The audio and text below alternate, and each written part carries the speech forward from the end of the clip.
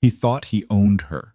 The penthouse, the prenup, the pregnancy, the perfect obedient wife who never raised her voice, never questioned his orders, never looked him in the eye when he lied. Damiano Moretti built an empire on fear and buried his secrets under layers of money, power, and carefully constructed silence. He believed he was untouchable. He believed she was trapped. He was wrong on both counts, because while he was in another woman's bed, his wife was already 3 moves ahead, and the documents she filed that cold Chicago morning were about to burn everything he built to the ground. Drop a comment with the city you're watching from. I want to see how far this story has traveled. Hit like, and stay until the end. You won't see this ending coming. Yeah. The envelope arrived at 10:03 in the morning. It came through the front entrance of the Moretti Syndicate's downtown headquarters, a glass and steel tower on West Wacker Drive that looked from the outside like any other corporate building in Chicago's financial district. There was no sign above the door that said anything about organized crime. There never was. The lobby had a reception desk staffed by a woman named Petra who answered phones in 3 languages and smiled at visitors the way a shark smiles at open water. The 11th floor housed the legitimate shell companies. The 15th housed the ones that weren't.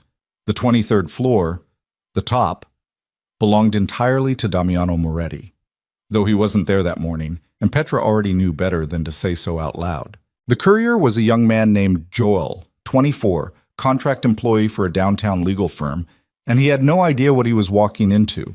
He had a plain brown envelope sealed with red wax, not tape, wax, the kind nobody used anymore unless they were making a statement, and a delivery confirmation sheet that required a signature from someone authorized to receive correspondence on behalf of Damiano Moretti or the Moretti Group, LLC. Joel checked the address 3 times before he walked through the door.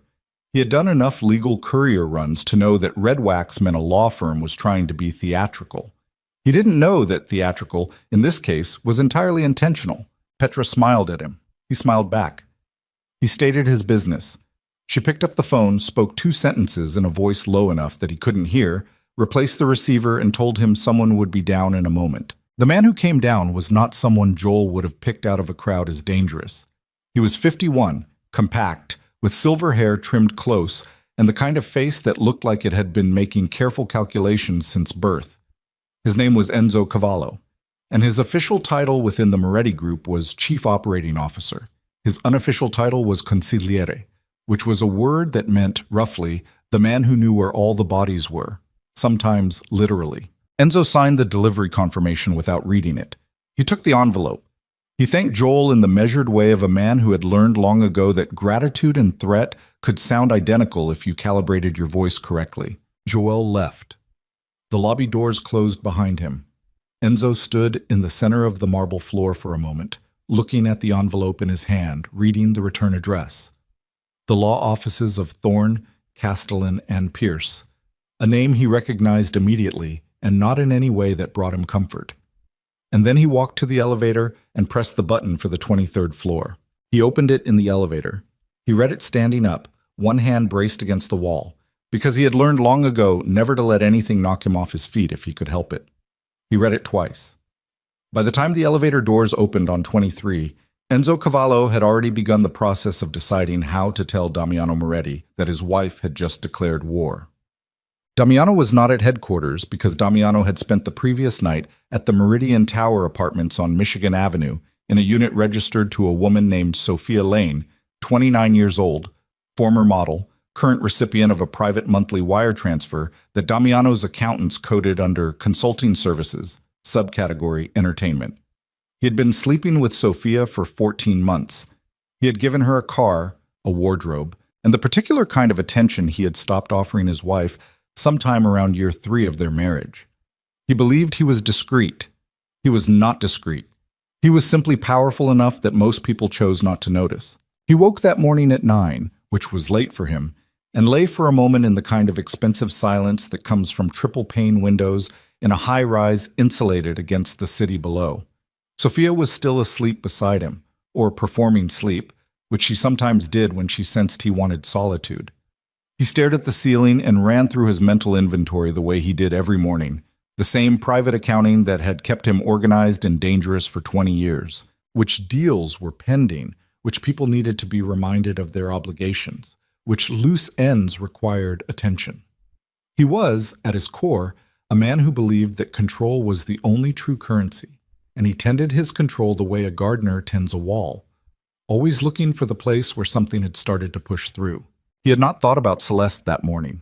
He rarely did anymore. He showered, dressed in the spare suit he kept in Sophia's closet, and was in the middle of his second cup of coffee when his phone rang. He looked at the screen. Enzo. He answered. The silence on the other end lasted less than a second, but Damiano had known Enzo for 26 years, and a single second of Enzo's silence told him more than most men communicated in an hour. Talk, Damiano said. Enzo talked. Damiano set the coffee cup down on the counter with a precision that was almost gentle.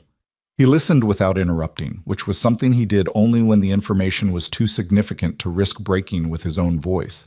He listened to the name of the law firm. He listened to the phrase divorce petition.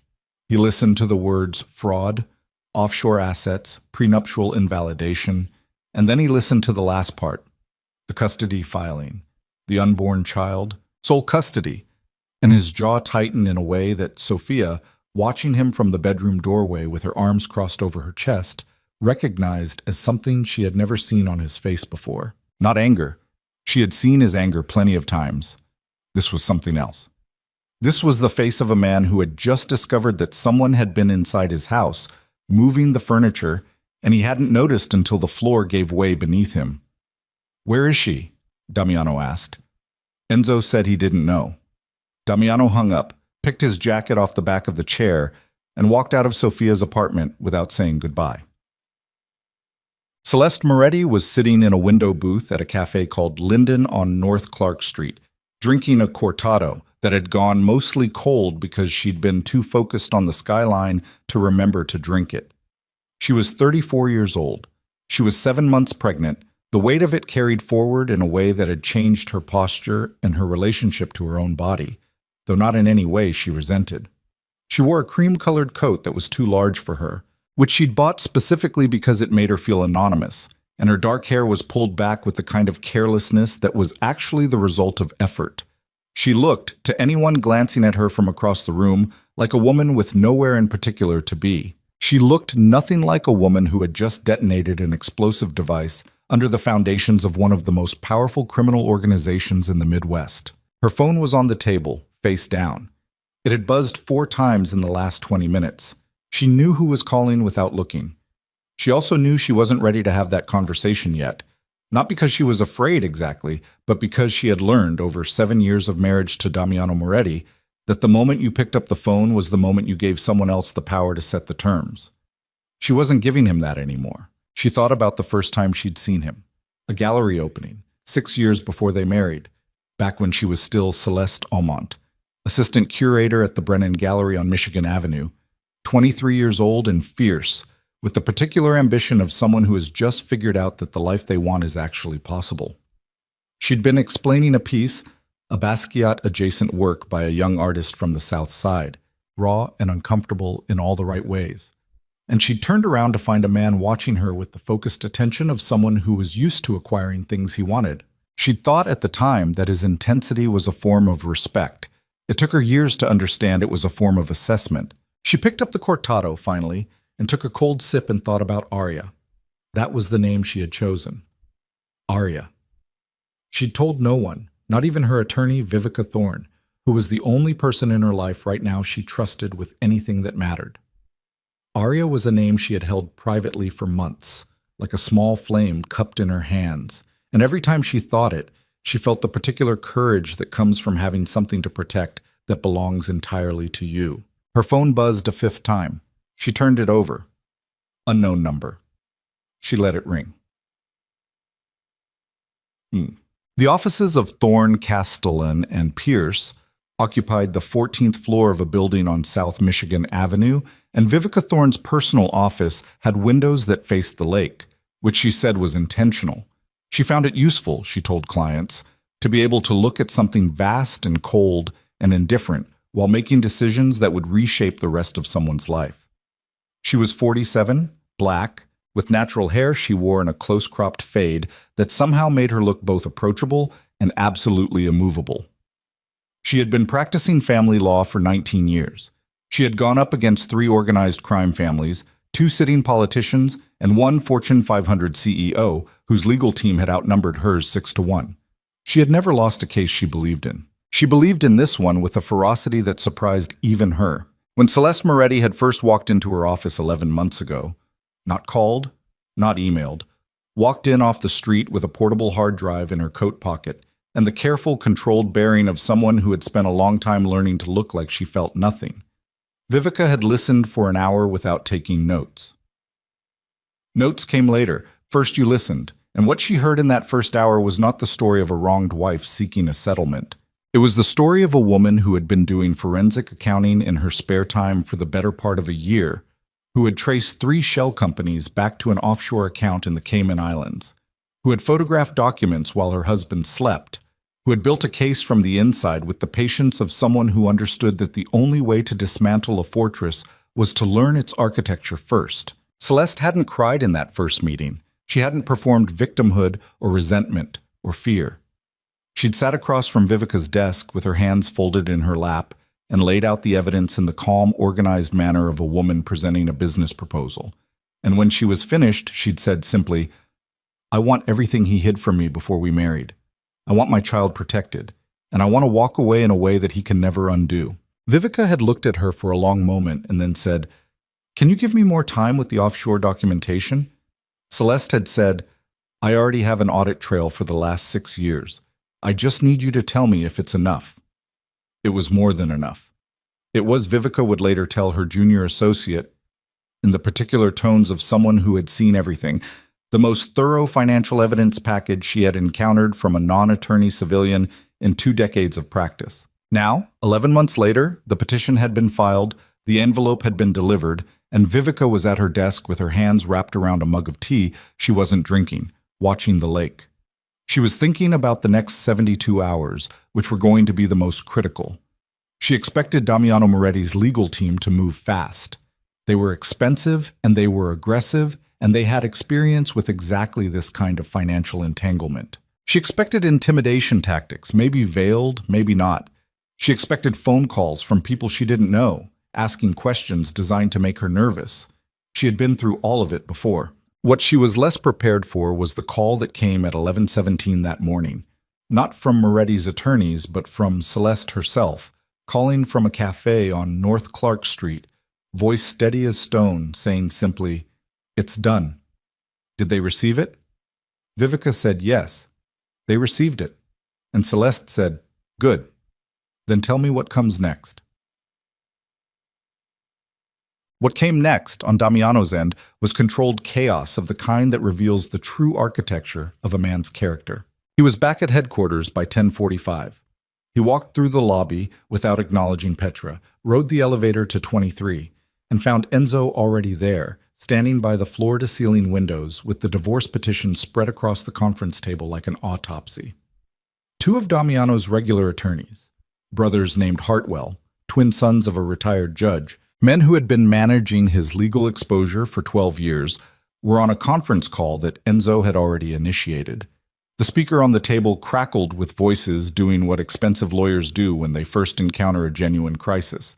They talked fast and said very little of substance. Damiano dismissed them from the call. He stood over the petition and read it for himself. He was not a man who showed fear. He had built his entire identity around the carefully managed performance of imperviousness, and it had served him well across 2 decades of negotiations, threats, and situations that would have collapsed lesser men. But there was something happening in his chest as he read the words of Celeste's petition. Not fear exactly, but a sensation adjacent to it. Something he had not experienced since he was 19 years old, and his father had looked at him across a table and told him that the world would take everything from him if he let it. A sensation of the ground shifting in a way that his feet, no matter how firmly planted, could not compensate for. She claimed the prenuptial agreement was invalid on grounds of fraudulent concealment, the offshore accounts, the Cayman structures, $14.7 million that had been moved and restructured in the 2 years before their marriage, money that never appeared on any financial disclosure he'd provided to her or her previous attorney, a soft, near-retirement estate lawyer named Caldwell, who, Damiano now realized with a cold clarity, had been entirely outmatched from the beginning. She had documentation. The petition cited forensic audit findings. It cited account numbers. It cited transfer dates. She had been inside his finances. She had been inside places he had considered impenetrable. He put the document down on the table and looked at Enzo.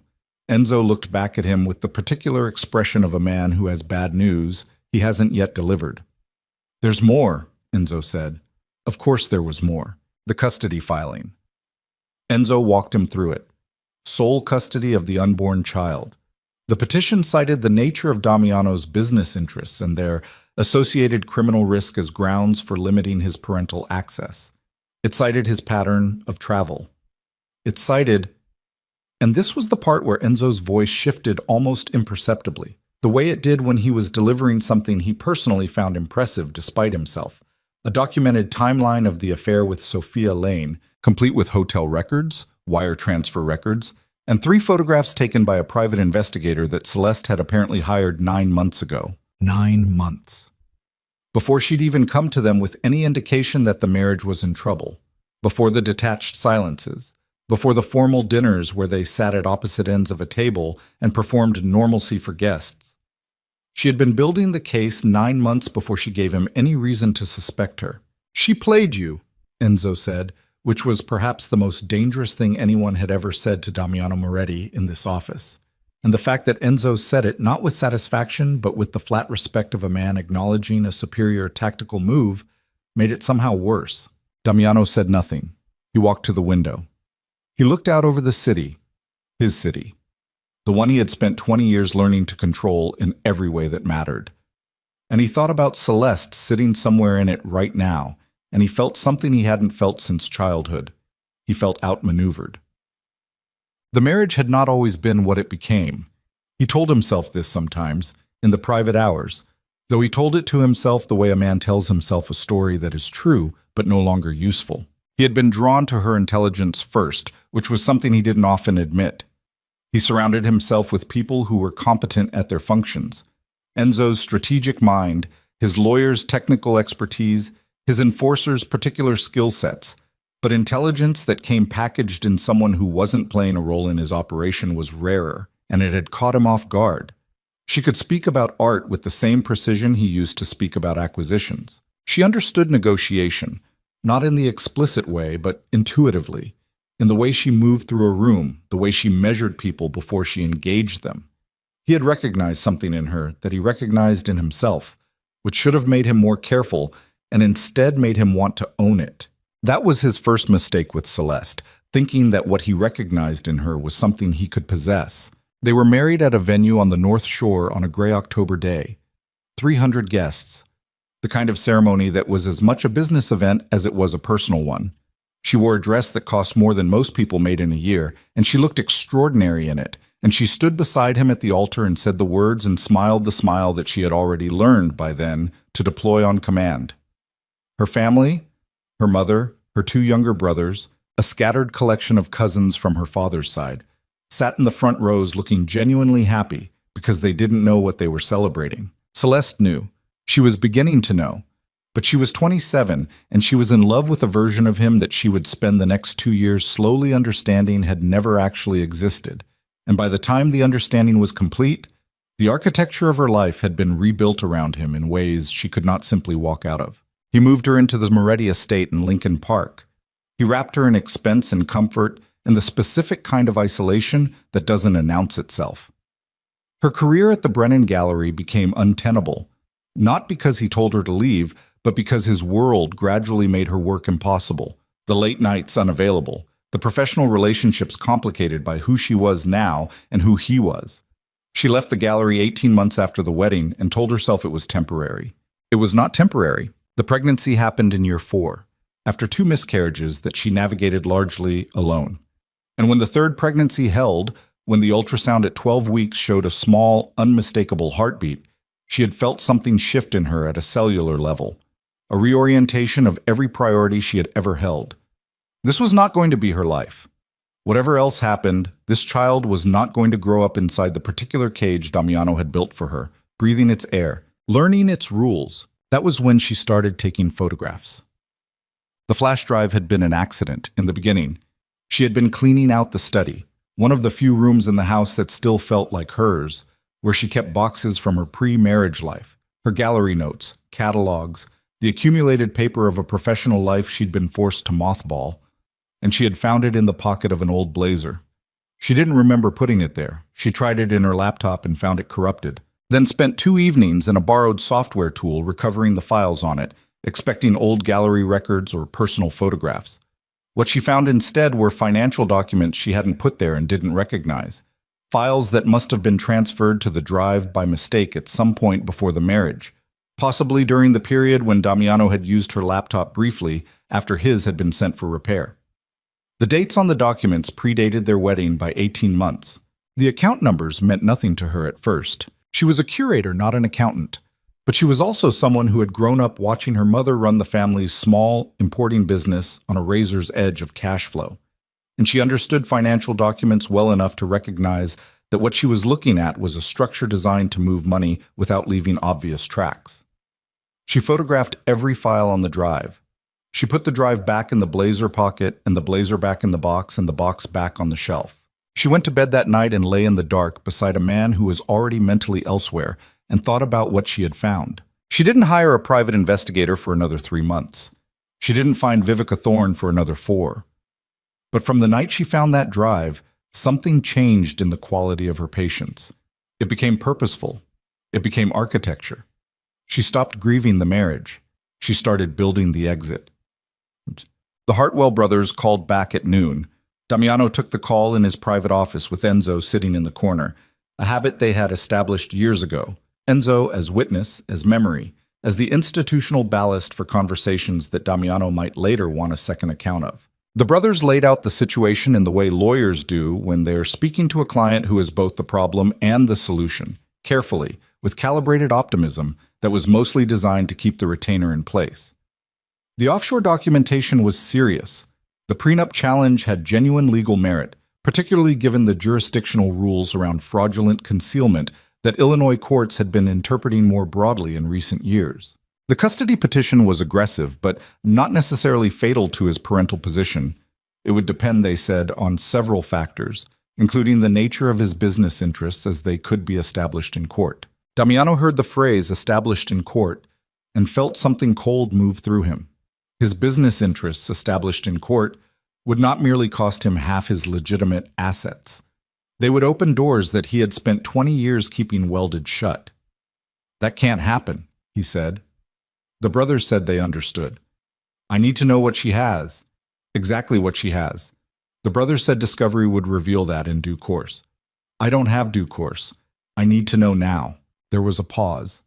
Then one of the brothers, Michael, the elder one by 9 minutes, said, "There's another option. We could approach her attorney directly, signal that you're open to a negotiated settlement, get a sense of their actual evidentiary position before this goes any further." Damiano looked at Enzo. Enzo said nothing. "Do it," Damiano said, "and do it without making it look like I'm scared." The brothers said they would be careful. After the call, Enzo said, "They're going to make it look like you're scared regardless, because you are." Damiano said, "Leave." Enzo left. He was the only person Damiano allowed to say things like that, and even for Enzo it was a narrow margin, and they both knew it. So, Vivica received the call from the Hartwell brothers at 2:15 in the afternoon. She listened to their careful, well-rehearsed pitch, the suggestion of a quiet pre-discovery negotiation, the implication that Mr. Moretti was open to a reasonable conversation, the careful non-mention of any of the specific claims in the petition, and she said pleasantly, "Thank you for reaching out. My client has authorized me to proceed through the courts on this matter. We look forward to the discovery process." She paused one beat, then added, "It should be very educational for everyone involved." She hung up and called Celeste. Celeste was still on North Clark Street, now at a different table, having moved to the back of the cafe sometime around noon when the lunch crowd thickened and she'd wanted less visibility. She answered on the first ring. "He blinked," Vivica said. A pause on Celeste's end, then, how fast? 4 hours and 12 minutes from delivery to settlement overture. Another pause. Celeste said, that's faster than we thought. It means the documentation landed the way we planned. He knows what we have. He's trying to find out how much before he commits to a strategy. What did you tell them? I told them we look forward to discovery. Celeste made a sound that was not quite a laugh, but was in the neighborhood of one. The short, compressed breath of someone who has been holding tension for a very long time and has just been given permission to release a small amount of it. Good, she said. How are you? Vivica asked, because she made it a policy to ask her clients this, particularly in the first 24 hours. Celeste was quiet for a moment. I don't know yet, she said, honestly. Ask me again tomorrow. You should go home. Rest. The next few weeks are going to... I know what the next few weeks are going to be, Celeste said, not harshly, but with the firmness of someone who has thought very carefully about the terrain ahead. I've had 11 months to prepare for them. Vivica said, right, yes. She paused. For what it's worth, today was perfectly executed. After she hung up, Celeste sat for a long moment with her phone on the table and both hands resting on the curve of her belly, feeling Arya move. A slow, rolling shift. The sensation she had come to think of as the baby's way of reminding her that none of this was theoretical, none of this was abstract. All of it was being done for something real and alive and already present. She had not allowed herself to feel the enormity of the morning until this moment. She sat in it now, carefully. The way you sit in water you're not sure of the depth of. She was not happy exactly. She was not relieved. What she felt was harder to name than either of those things, a kind of internal settling, like the moment when a structure you've been building in the dark finally makes contact with the ground, and you know, for the first time, that it will hold its own weight. She left money on the table, pulled on her coat, and walked out into the Chicago afternoon. But the first sign that things were moving faster than anticipated came that evening, and it came not through any legal channel but through a woman named Renata, who had been Celeste's closest friend since college, and who called at 7:30 with a voice pitched at the specific frequency of barely managed alarm. Cel, someone came to my building today asking about you. Celeste stopped walking. She was in the kitchen, in the brownstone she had rented under a name associated with a personal LLC that Vivica had established 6 months ago, and she had been making dinner with the focused attention she gave to ordinary tasks these days, because ordinary tasks were the only thing that kept the fear from becoming noise. She set down the knife she was holding. What kind of someone? He said he was a process server, but he didn't have any papers, and he asked what time you usually visited and whether I knew where you were staying. A breath. Cel, I didn't tell him anything, but I thought you should... You did right. Don't answer any more questions. If anyone comes to your door again, call me immediately and don't speak to them. Cel, what's happening? I saw something online. Someone posted about a Moretti divorce filing, and I didn't know if... Don't read anything online about this, and don't talk to anyone about it. I know that's hard. I know you have questions. I'll explain everything when I can. She paused. Are you okay? Renata was quiet for a second. Are you? I'm trying to be. She hung up and called Vivica's emergency line. Vivica answered in 2 rings. He's having my social circle surveilled, Celeste said. Someone approached my friend Renata today asking about my location. Vivica said, we expected this. I know we expected it. I'm telling you it started. A beat. Then Vivica said, your current address is clean. He can't trace it through any record tied to your name or the Moretti estate, but you need to be careful about your movement patterns. Don't go to the same place twice in the same week. Don't use your personal phone for anything sensitive. I know all of this. I know you know. I'm saying it anyway. After the call, Celeste stood in her kitchen in the brownstone that wasn't in her name in the neighborhood she had chosen specifically because it had no connection to any place she'd been before, and she thought about the man she had married, and the machine he could set in motion, and the 7 years she had spent learning exactly how that machine operated. She had known this phase was coming. She had prepared for it. But knowing a thing and living inside it are different. And what she felt now, beneath the careful architecture of her plan, beneath the months of preparation and the evidence and the attorney and the strategic distance she had tried to put between herself and fear, was the small, cold animal recognition that she was not, after all, completely safe. That she had lit a fire, and it was burning the way she'd intended, but fire did not discriminate, and she was still within its radius. She finished making dinner. She ate alone at the kitchen table, looking out the window at the alley behind the building, at the ordinary Chicago night, at the specific texture of darkness that settles over a city when it's too cold for people to linger outside. Arya moved again. That slow, rolling shift. She put her hand on her belly and said, to the empty kitchen, in a voice barely above a whisper, "I've got you. Whatever happens next, I've got you." What happened next, at 11:47 that night, was a knock at her door. Not the buzzer. The door. The door of an apartment rented under a name that Damiano Moretti was not supposed to have any way of connecting to her. She stood in the hallway and looked at the door and felt her heartbeat change in a way that she recognized from the worst years of the marriage.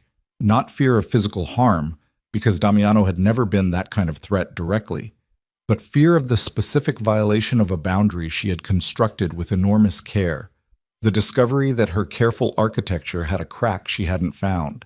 She did not open the door. She stood very still and put her hand flat against the wall and listened. The knock came again, 3 times, even, unhurried, and then a voice, not Damiano's, but a voice she recognized nonetheless, a voice from a past she had not spoken to in 3 years, a voice that should have had no way of knowing where she was. Her younger brother, Marcus. She opened the door. Marcus Aumont was 31 and looked exhausted in the way of someone who had driven a long way without sleeping. He was wearing a coat she didn't recognize, and he had a bruise she definitely did recognize under his left eye. Fresh, maybe 8 hours old, the kind of impact bruising that comes from a single direct hit rather than anything sustained. He looked at her for a second, then he looked at her stomach. He said, "He found me first." And Celeste felt the ground shift beneath her feet in a way that all of her preparation had not quite accounted for. Because she had built the exit for herself, and she had built it for Arya, but she had not fully calculated what Damiano Moretti would do when he realized he couldn't reach her directly. He would go through the people she loved.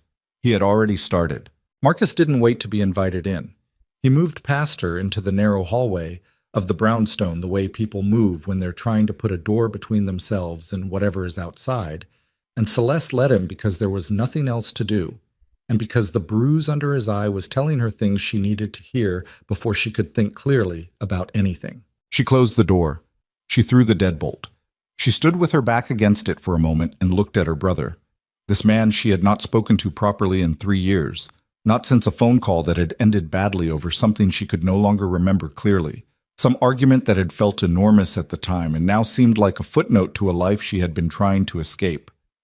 And she took in the bruise, the coat, the specific quality of his exhaustion, which was not the exhaustion of someone who hadn't slept, but the exhaustion of someone who had been frightened for an extended period of time and had finally run out of the energy required to keep the fright contained. "Sit down," she said. Sit down first, then talk." He sat at her kitchen table, the same table she had eaten dinner at an hour ago, and she put water on because it was the only thing she could think to do with her hands.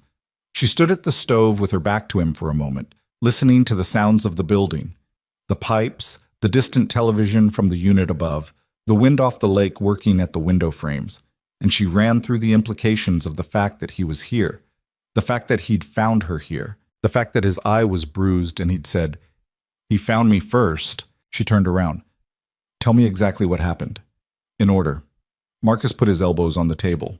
He was a tall man, like their father, and he had their father's habit of making himself smaller when he was ashamed of something, drawing inward, collapsing the wingspan. He looked smaller than she had ever seen him. "2 men came to my apartment this morning, around 8. I was getting ready for work." He stopped, started again. "They didn't say they were from Damiano. They said they were private investigators working a legal matter. They had a card. It looked real." "What did they want?" "They said they needed to reach you urgently, family matter. They said you'd been trying to contact me and couldn't get through." He looked up at her. "I knew that was wrong. You haven't called me in months, so I told them I didn't know where you were." "And?" His jaw moved.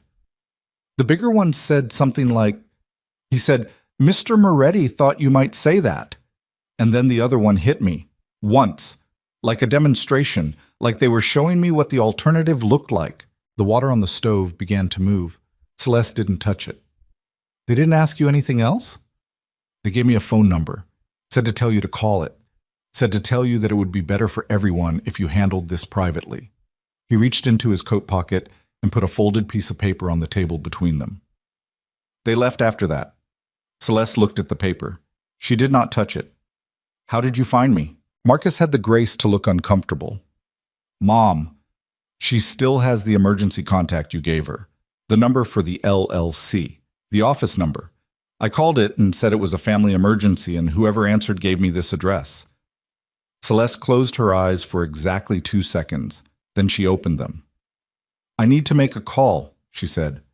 Don't go anywhere. Bug. Vivica answered on the third ring this time, which meant she'd been asleep, and Celeste felt a brief, involuntary guilt about that before she pushed it aside. He sent people to my brother. Physical intimidation. Single strike to the face, followed by a message. She kept her voice flat. She was good at that.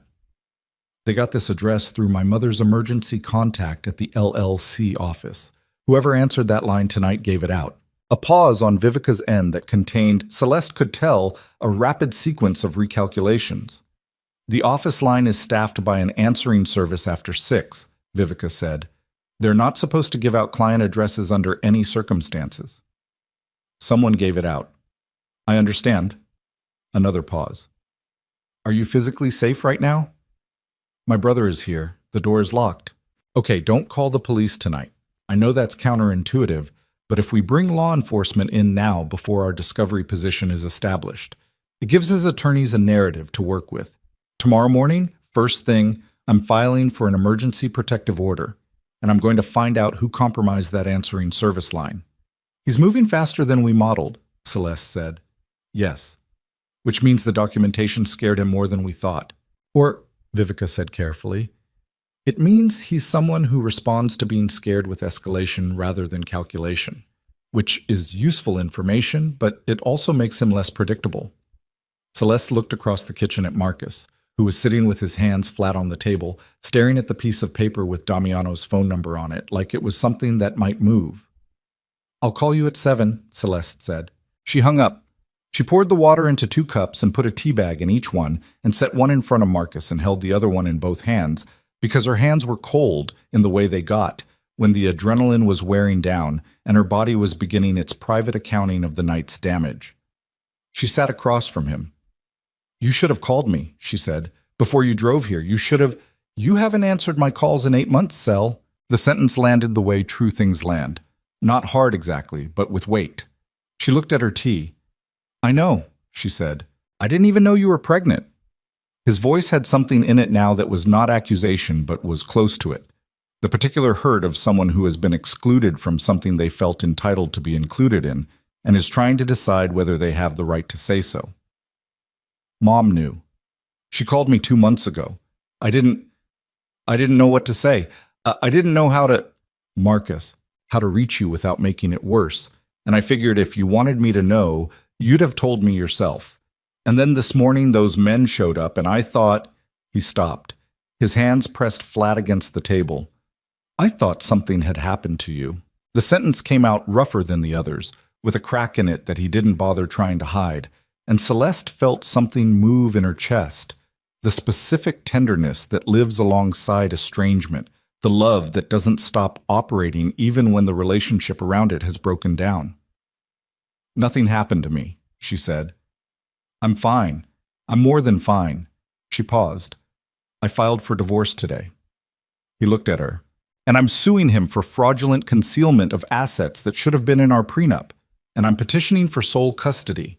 She watched his face move through a sequence of reactions. Shock, confusion, something approaching awe. And she continued, the men who came to your apartment this morning were sent because he's scared and he can't reach me directly. And you were the easiest pressure point he could identify quickly. Which means I underestimated how fast he'd move in the first 24 hours. Marcus stared at her for a long moment. How long have you been planning this? 11 months? By yourself? With my attorney. No one else. He was quiet. Then, Sel, he's... You know what he is. You know what he's capable of. Better than you do. Then how are you? He gestured at her, at the kitchen, at the visible calm she was projecting. How are you sitting there like that? She looked at him steadily. Because I planned for this. I planned for him moving fast. I planned for surveillance. I planned for pressure on the people around me. She paused. I didn't plan for the LLC office line being compromised. That was a gap. I'm closing it. Another pause. But I can't close the gap that is you if you don't let me. He frowned. What does that mean? It means I need to know that you're not going to do anything. Not going to call him. Not going to try to negotiate this yourself. Not going to decide that you can fix it by having a conversation with a man you have never once been in the same room with and who sent someone to hit you this morning as a greeting. Marcus's jaw tightened. I'm serious, she said. If you try to engage him directly, you become a liability in my case. Not because I don't trust you, but because he will use you. He is very good at using people. I'm not going to call him. Say it like you mean it. I mean it. He met her eyes. I mean it, Sel. She held his gaze for a moment, making the calculation she had learned to make over years of watching Damiano assess people. The read of whether someone's word was their word or whether it was the word they currently believed but would revise under sufficient pressure. Marcus's eyes were tired and honest and bruised around the edges in more ways than one, and she decided, provisionally, to believe him. You can stay here tonight, she said. Tomorrow you go back to your apartment and you behave exactly as normal. Go to work. Don't vary your routine. If they approach you again, you say you haven't heard from me and you're not in contact with my legal representatives, which will be technically true. And if they hit me again, then you go to the police and you file a report and you call me immediately. He absorbed this. This is a lot, he said. I know. You've been carrying this alone for almost a year. Yes.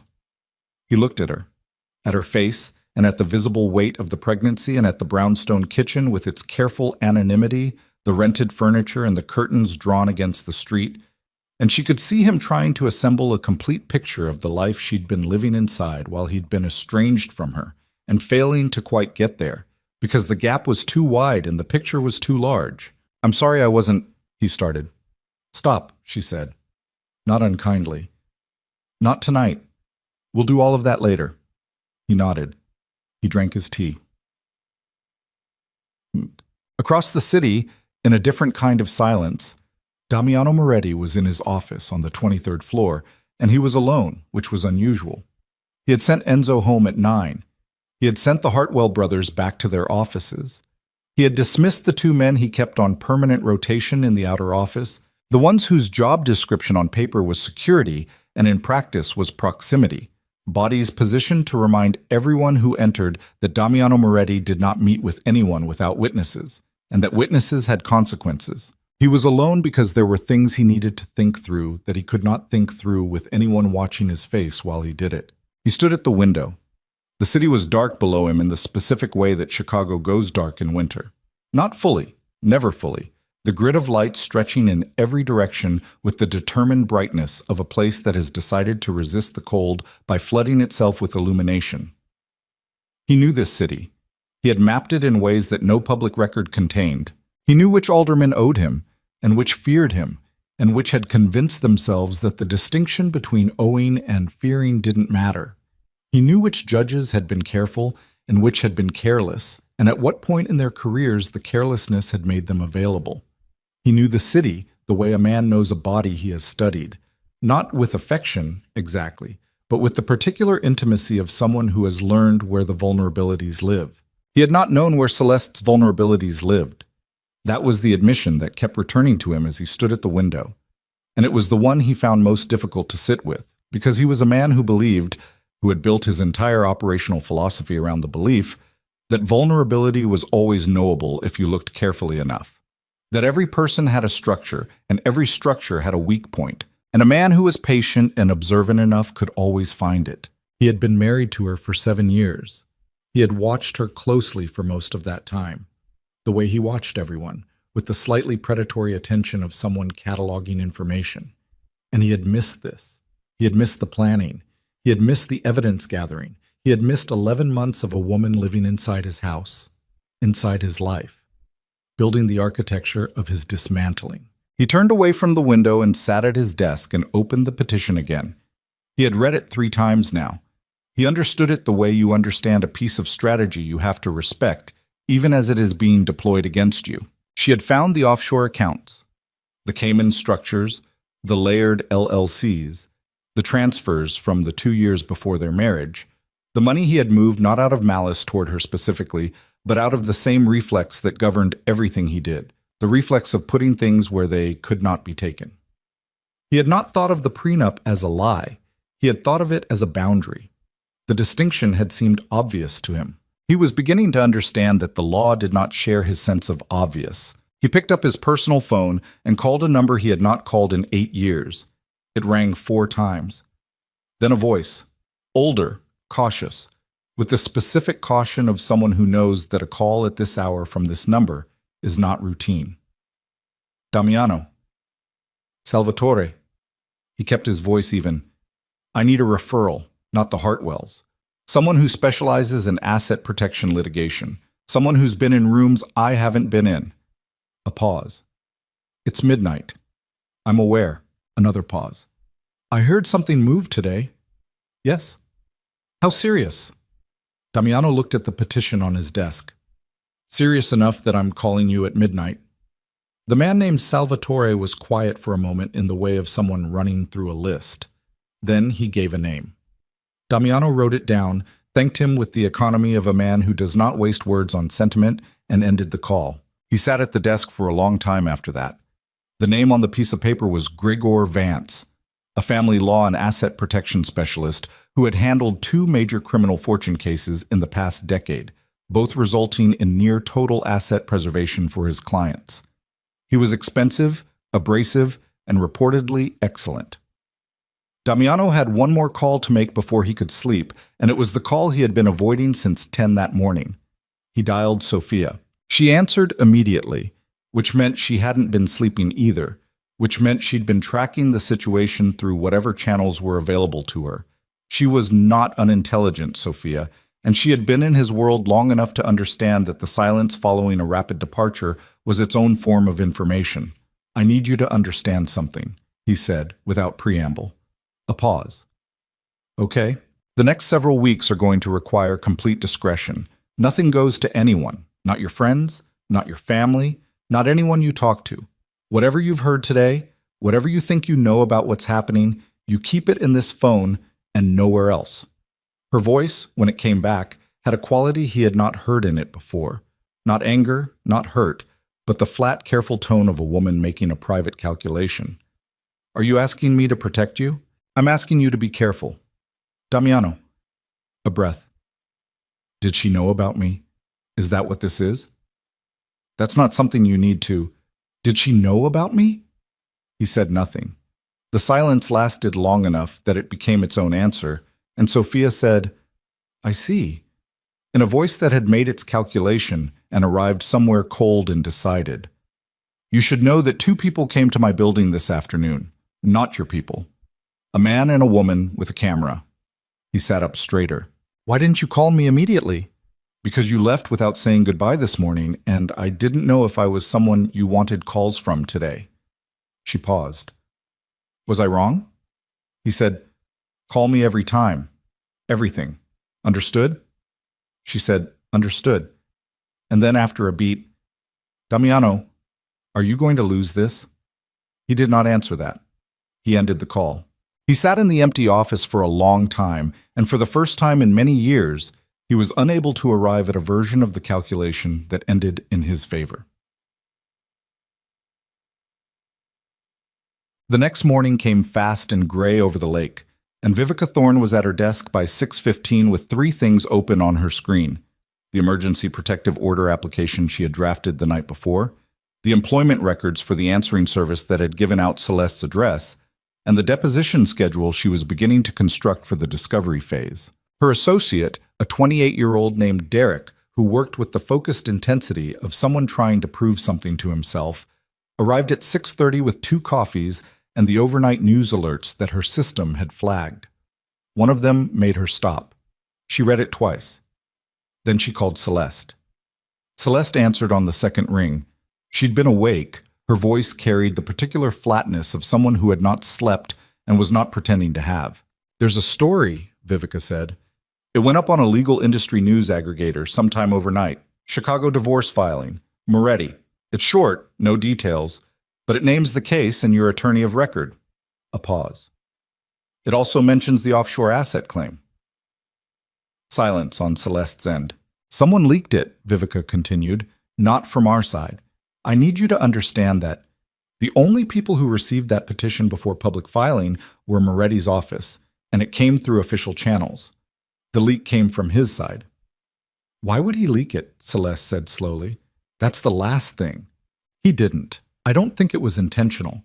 I think someone in his organization, someone who saw the petition yesterday, understood what it meant for their own position in the organization, decided that making the filing public was a way of accelerating the pressure on him, of forcing his hand before he could manage the situation internally." Another silence. Longer. "Someone inside his organization is trying to destabilize him," Celeste said. "That's my read, which means I'm not the only person who's been watching him and waiting. It means," Vivica said carefully, "that the walls of his empire have more cracks in them than either of us knew. And it means this case just became public, which changes the landscape in ways that are both better and worse for us." Celeste was quiet for a long moment. Then she said, "How much worse?" "He has nothing to lose by fighting this publicly now. The story is out. He can't contain it.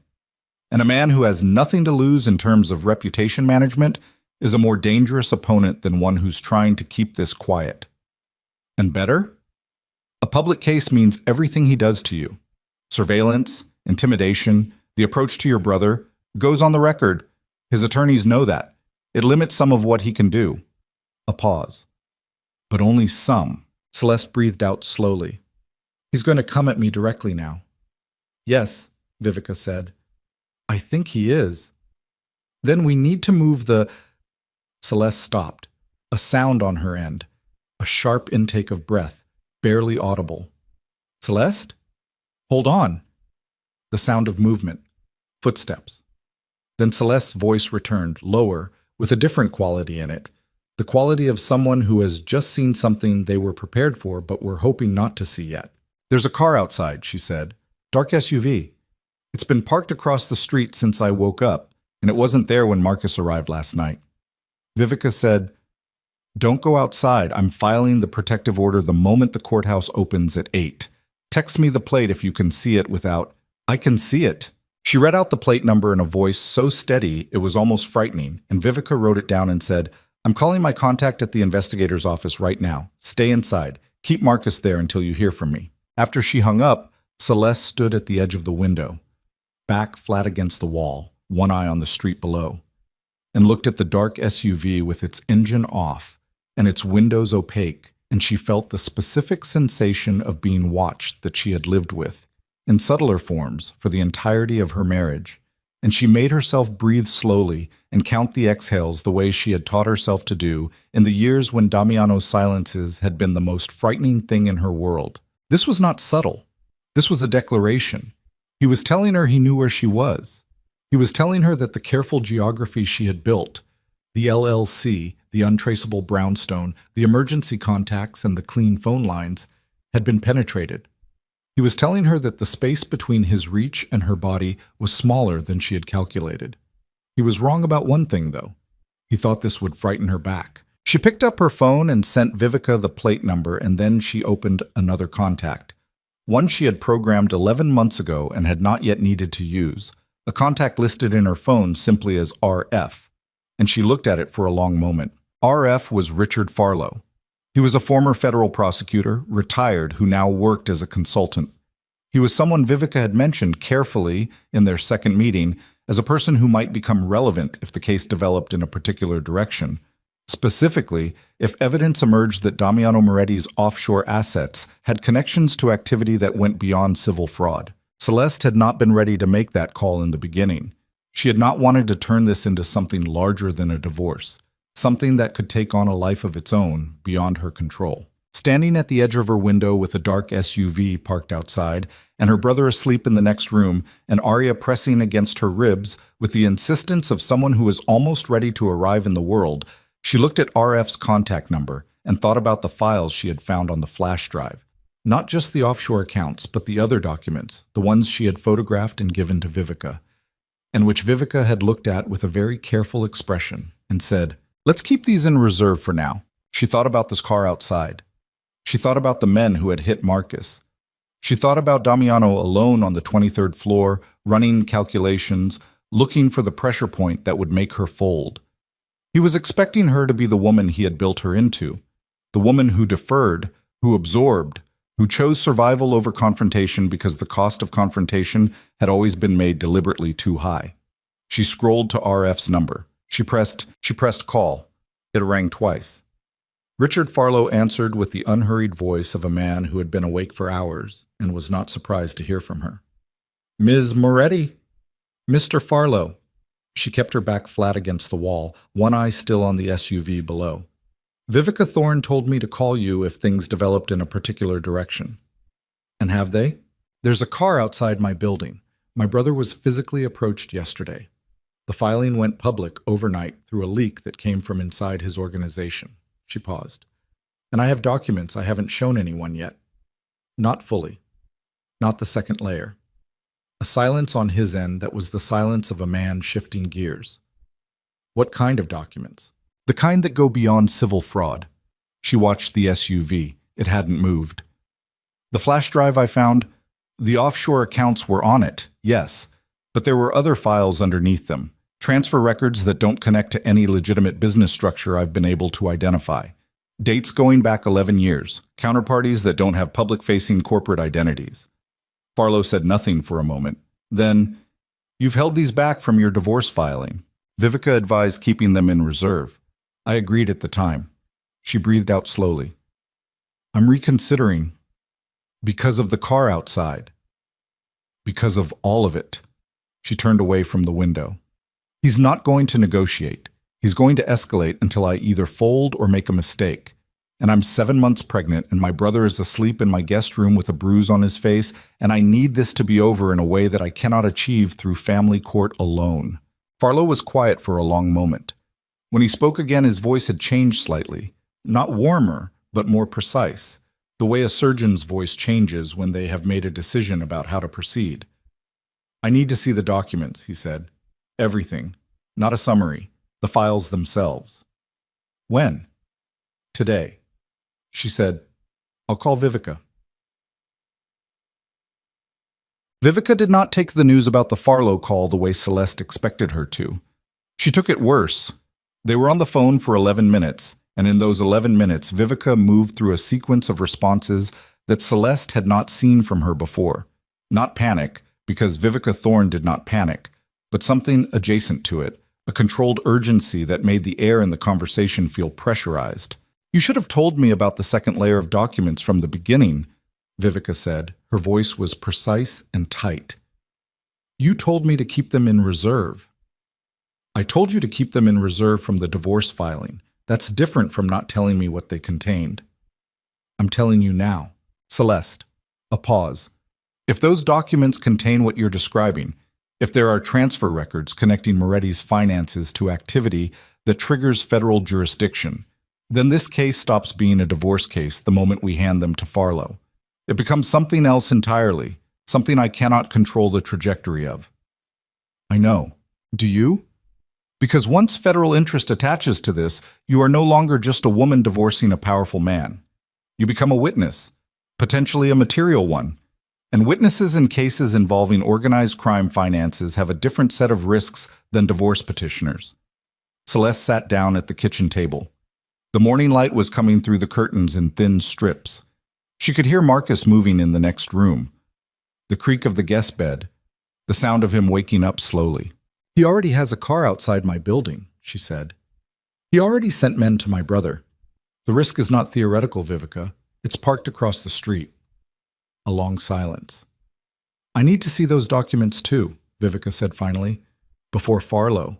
I need to know what we're actually holding before we decide what to do with it. Come here, both of you, this morning." Another pause, then, all right, Anna. They arrived within 20 minutes of each other. Vivica first at 9:40, in a coat that suggested she had dressed fast and driven herself rather than waiting for a car service, which told Celeste something about the level of her attorney's alarm. Farlow 20 minutes later, a man in his early 60s with the compact, settled physicality of someone who had spent decades in rooms where the wrong word cost more than money, carrying nothing but a phone and the particular stillness of someone who did not need props to project authority. Celeste made coffee. She set the files on the table. Not originals, copies. The originals were in a safety deposit box under her LLC name at a bank in Evanston. And she stood back while they read. The kitchen was very quiet. Marcus had come out of the guest room, taken one look at the two people reading documents at his sister's kitchen table, and retreated to the doorway with a cup of coffee and the awareness to stay out of whatever this was. Vivica read fast, the way lawyers read, scanning, flagging, her expression giving nothing away to anyone who didn't know her. Farlow read slowly, going back, cross-referencing pages, his finger moving along lines of numbers with the attention of someone who knows exactly what he's looking at and is taking his time because the looking matters. After 22 minutes, Farlow looked up. He looked at Celeste, not at Vivica, at Celeste. "Where did you get these, Cum?" he said. "Flash drive. Found it by accident in my husband's study. Files were on a partition I had to recover with software. And you've had these for how long?"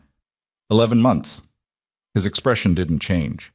The counterparty names on pages 7 through 12, the LLCs incorporated in Delaware and Nevada with no public principals.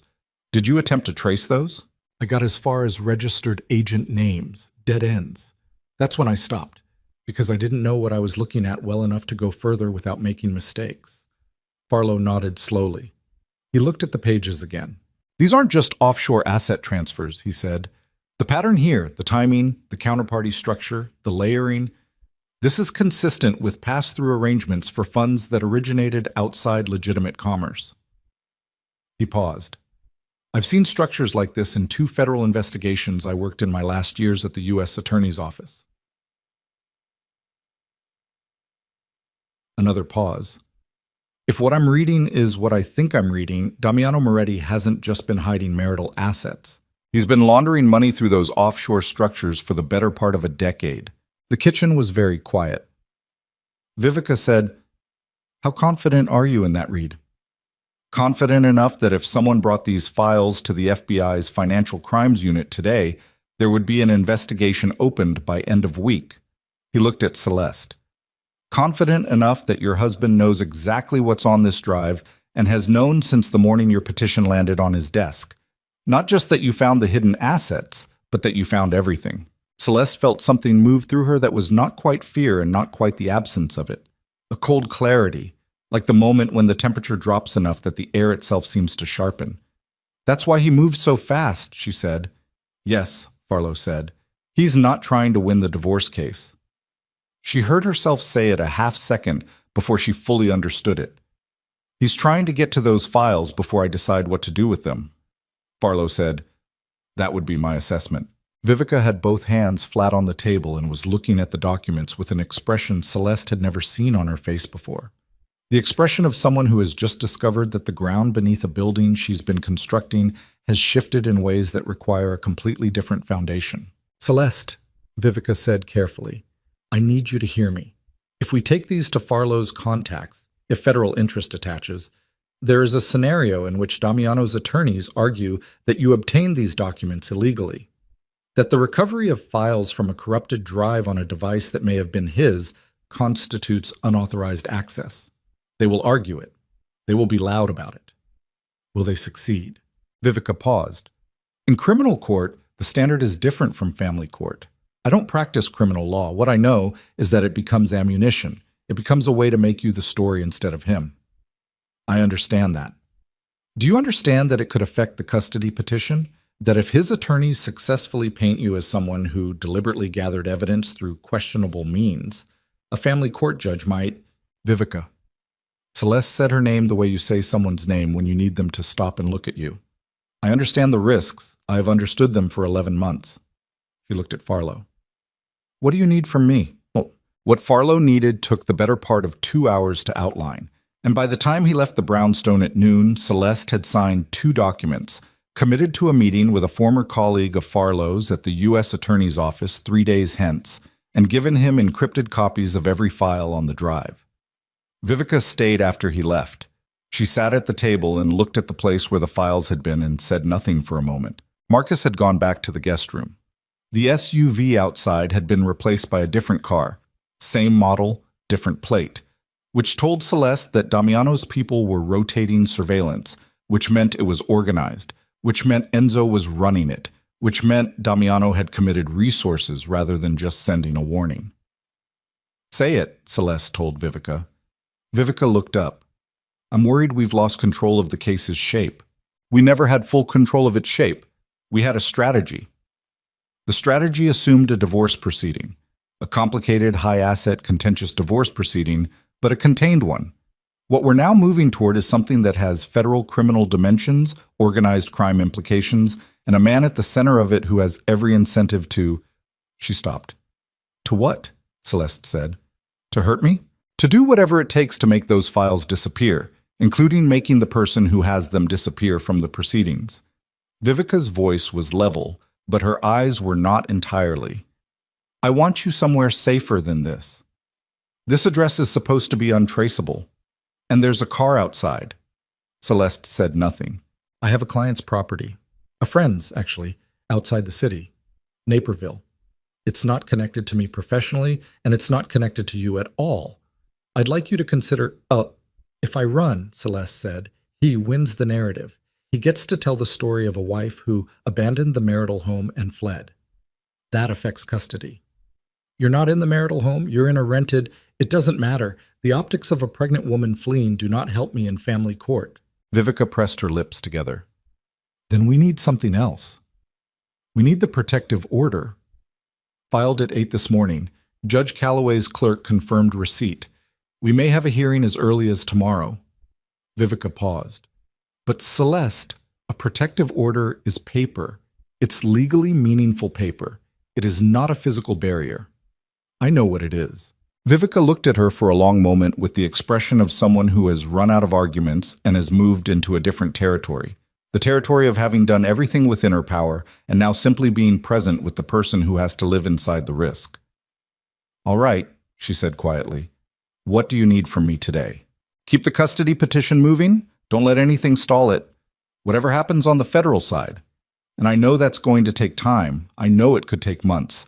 The custody piece has to move at its own pace. Arya is due in 8 weeks. I need her legal protection established before she arrives." Vivica wrote something in her notebook. "Agreed. And find out who leaked the filing. I want to know who inside his organization put that story out." "I'm working on it." After Vivica left, Celeste sat alone in the kitchen for the first time all morning. Marcus was quiet in the next room. The car outside sat motionless in the gray afternoon light. She put both hands on her belly and sat in the particular stillness of a woman who has set something enormous in motion and can no longer stop it even if she wanted to, who has passed the event horizon of her own plan and is now inside its gravity. She did not regret calling Farlow. She did not regret any of it.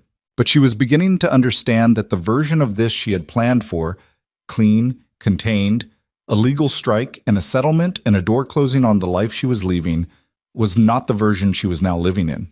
She had found a thread and she had pulled it, and what it was attached to was larger and darker and more tangled than she had known when she started pulling, and there was no version of the next weeks in which she was entirely safe. She was thinking about this sitting at the kitchen table in the gray Chicago afternoon when her phone rang.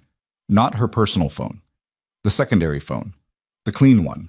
The one whose number she had given to no one except Vivica and Richard Farlow, and the encrypted contact line she maintained for case-related communications.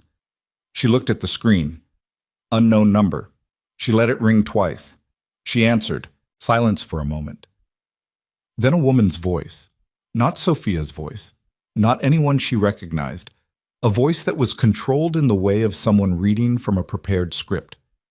They have memorized well enough that it almost sounds natural. "Miss Moretti, my name is not important. I work for Mr. Moretti in a capacity that gives me access to information you would want to have. I'm calling because I believe what he's planning to do in the next 48 hours constitutes a harm to you that goes beyond the legal proceedings. Celeste's hand tightened on the phone. How did you get this number? I work in the communications infrastructure of the Moretti Group. I have access to most numbers associated with parties and active legal matters involving Mr. Moretti. A pause. I don't have much time. Please listen. Celeste said nothing. She listened. Mr. Moretti retained a new attorney yesterday evening, Gregor Vance. You may not know that name. He does. What Vance specializes in is not merely asset protection. He also has a history of working with investigators whose methods are not always within legal boundaries. In 2 previous cases involving significant asset exposure, Vance's clients saw key evidentiary materials, documents, hard drives, forensic audit files, become unavailable before discovery. The cold moved through Celeste again, sharper this time. What you're telling me, she said carefully, is that he's going to try to steal the evidence.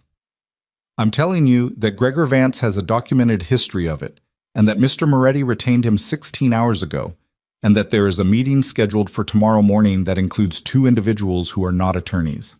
A pause. There's something else, the woman said, something you don't know, about the flash drive. Celeste went very still. The files you recovered from it.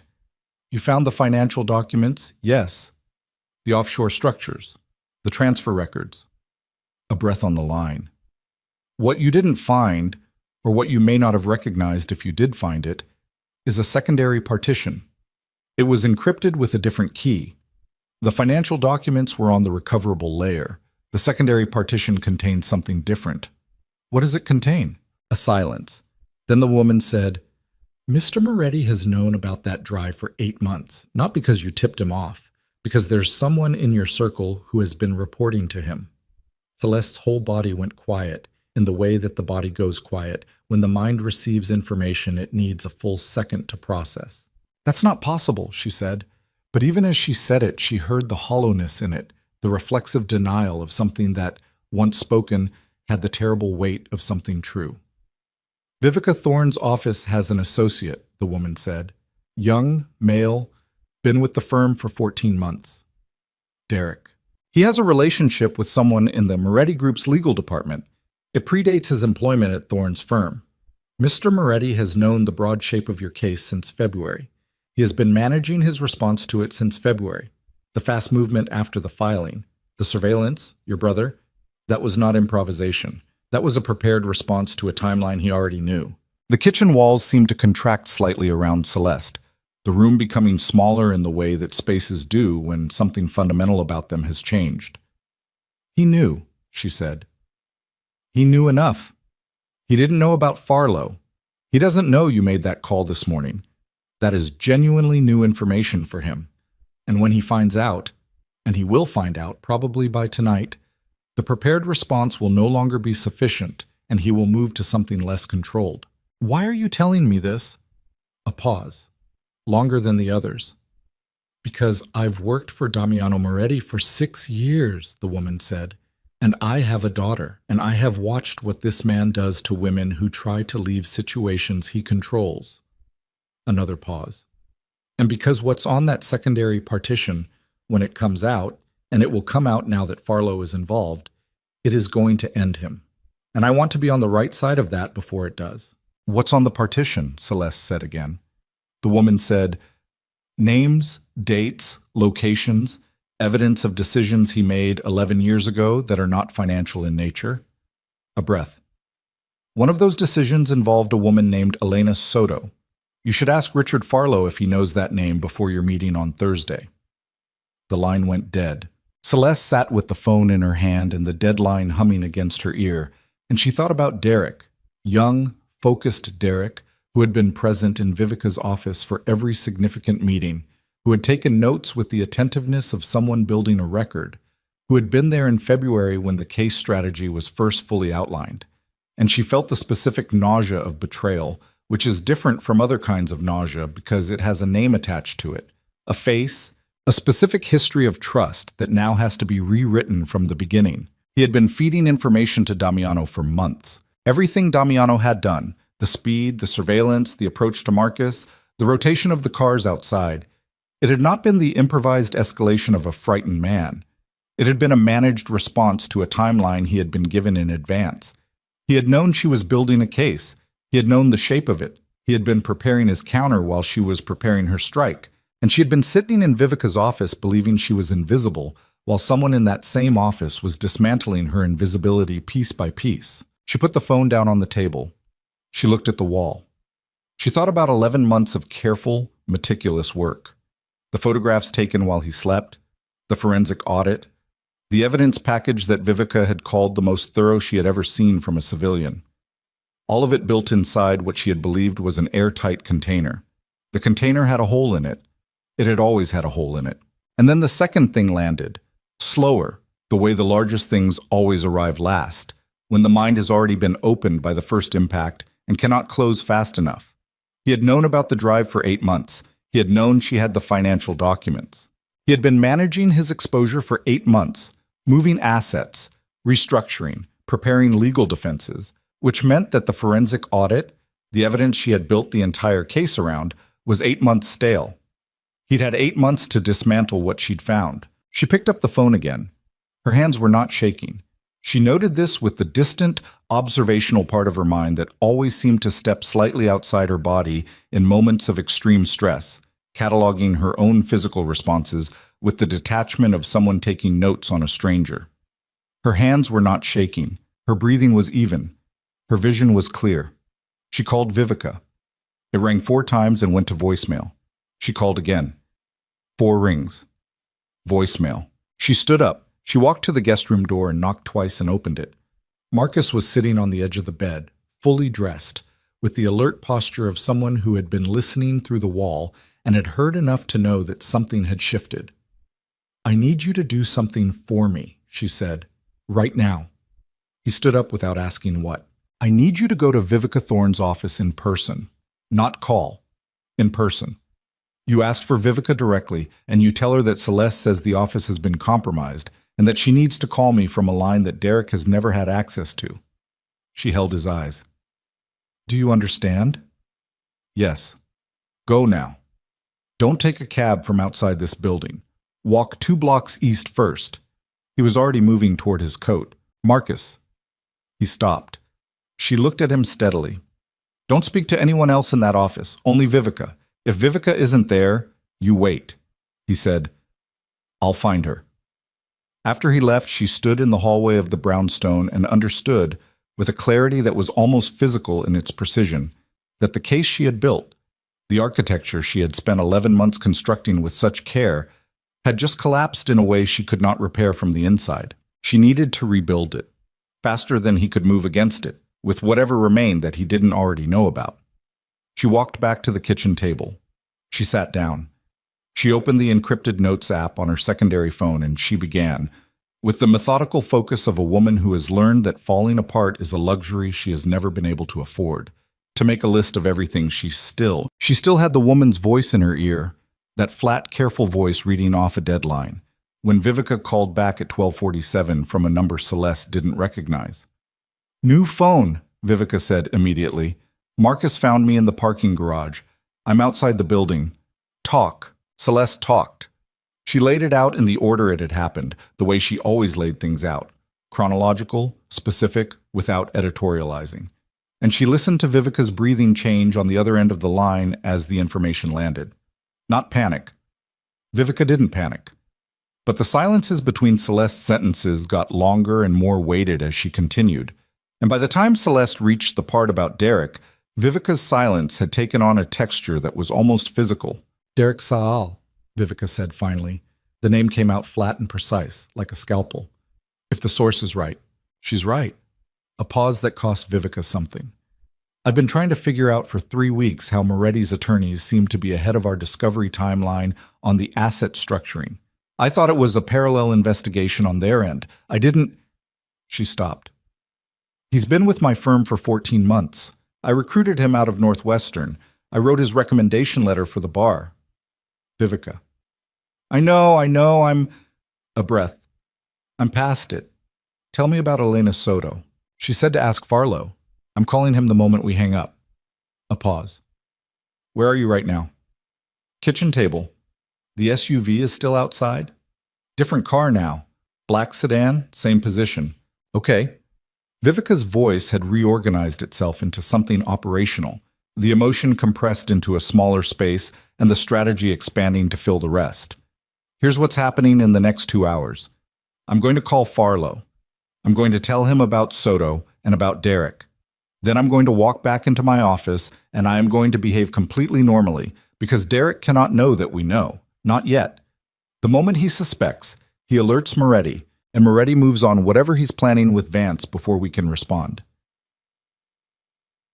Minty, you're going to sit across from him and act. I've cross-examined people who killed their families and smiled while they did it, Vivica said. I can sit across from a 28-year-old associate for 2 hours. And then I'm going to need you to move. Tonight. Not Naperville. Somewhere I choose and that I tell no one about until the last possible moment. Not my office staff, not my paralegal, no one. A pause. I'm going to need to know that you and Arya are physically out of that building before Moretti's people decide that the cars aren't sufficient. Celeste looked at the window. The gray afternoon light, the black sedan sitting motionless below it. If I move tonight, he'll know I've been tipped off. He'll know something changed. He won't know what. It gives him information. Staying gives him access, Vivica said sharply. I need you to pick one. A beat. Where? Celeste said. Farlow called at 2:15. Celeste answered before the first ring finished. Elena Soto, he said, without greeting. His voice had changed from the careful, measured tone of the morning meeting. It was faster now, tighter. Where did you hear that name? The woman who called me on the clean line.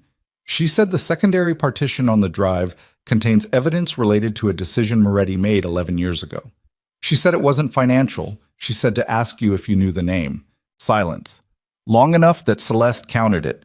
4 seconds, 5, 6. Elena Soto was a witness, Farlow said. 11 years ago, there was a federal investigation into money movement connected to a construction contract fraud scheme on the South Side. Elena Soto was a bookkeeper for one of the contractor shells. She was prepared to testify. 2 weeks before her deposition, she disappeared. He paused. The case collapsed without her testimony. The investigation was closed 18 months later for insufficient evidence. The kitchen was very quiet. Disappeared how? Celeste said. She was 31 years old, single mother. She took her daughter to school one morning and was never seen again. Another pause. The investigation into her disappearance went nowhere. The working theory, never substantiated, was that she had been persuaded to leave the country. That was the clean version.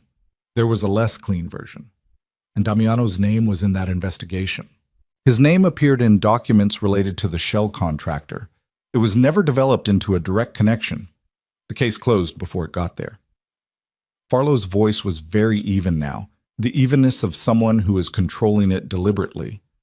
If the secondary partition on that drive contains what your source is implying it contains, evidence of what actually happened to Elena Soto, then we are not talking about financial fraud.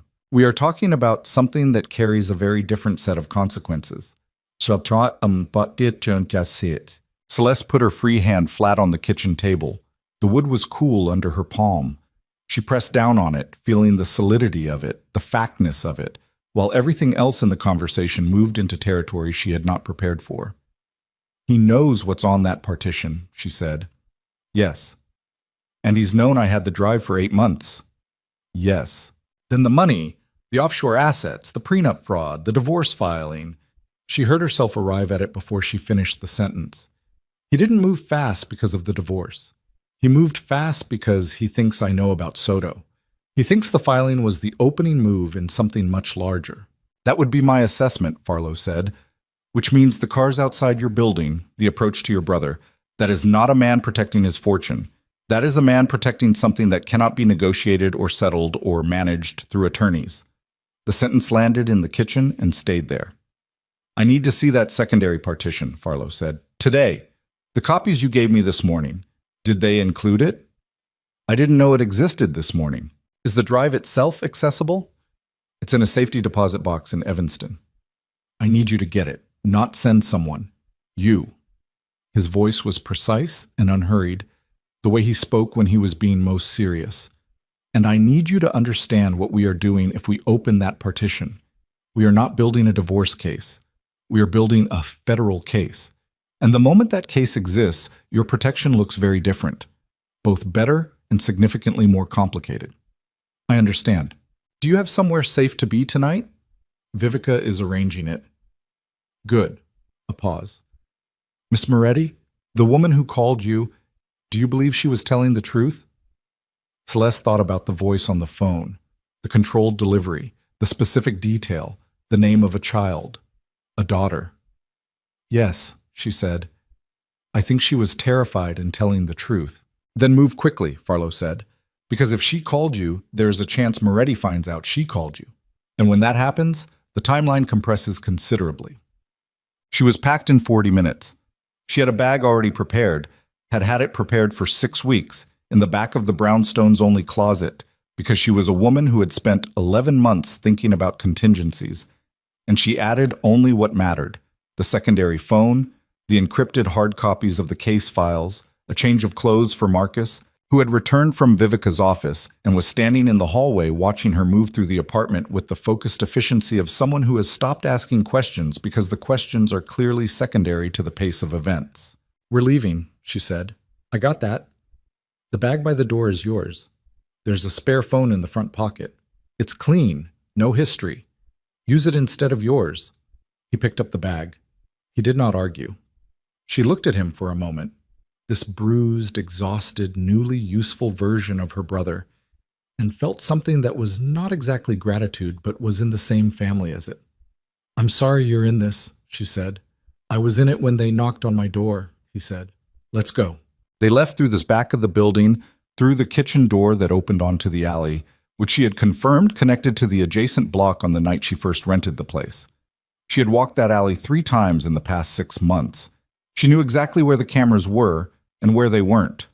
The black sedan didn't move. It was watching the front. Paques. The safety deposit box in Evanston was in a bank branch on a commercial street 2 blocks from the train station, and Celeste arrived there at 4:10 with Marcus beside her and her coat buttoned to the throat against the wind off the lake that came in cold and horizontal off the water this time of year.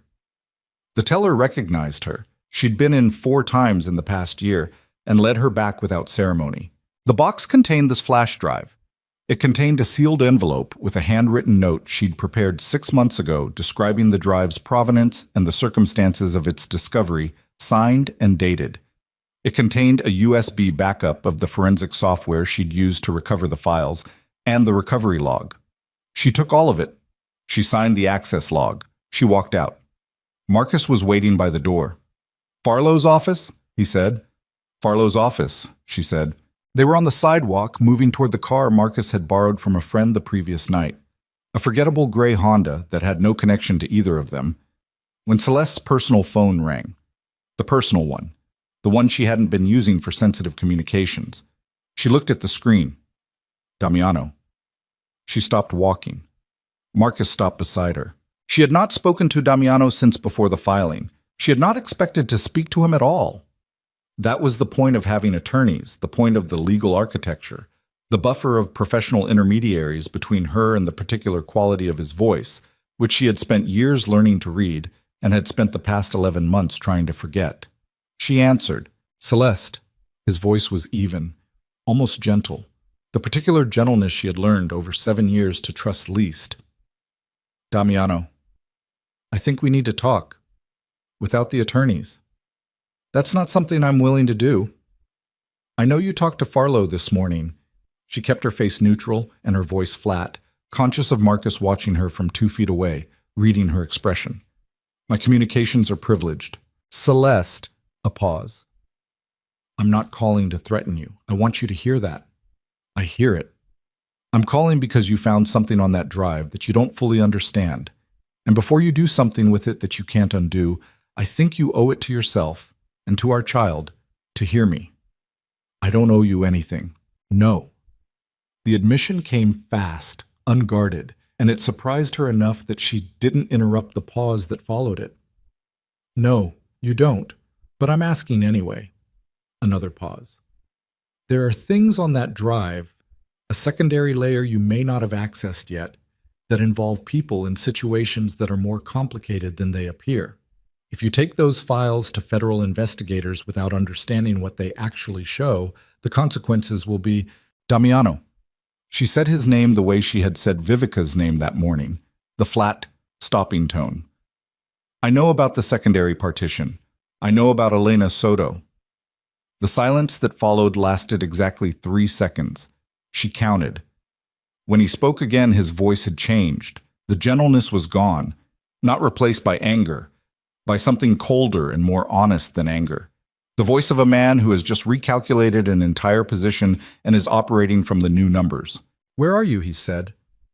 Not somewhere you can reach me. Celeste. Something in his voice, a fracture, hairline thin, the kind you only hear when you've spent years listening to someone's voice the way she had listened to his. What you think is on that partition, whatever they told you. No one told me what's on it. I haven't opened it yet. A beat. Then don't, he said. Not yet. Give me 24 hours. Let me explain it to you myself before... No. Celeste. No. She said it once, clean, and ended the call. She stood on the sidewalk in the Evanston wind and she was shaking.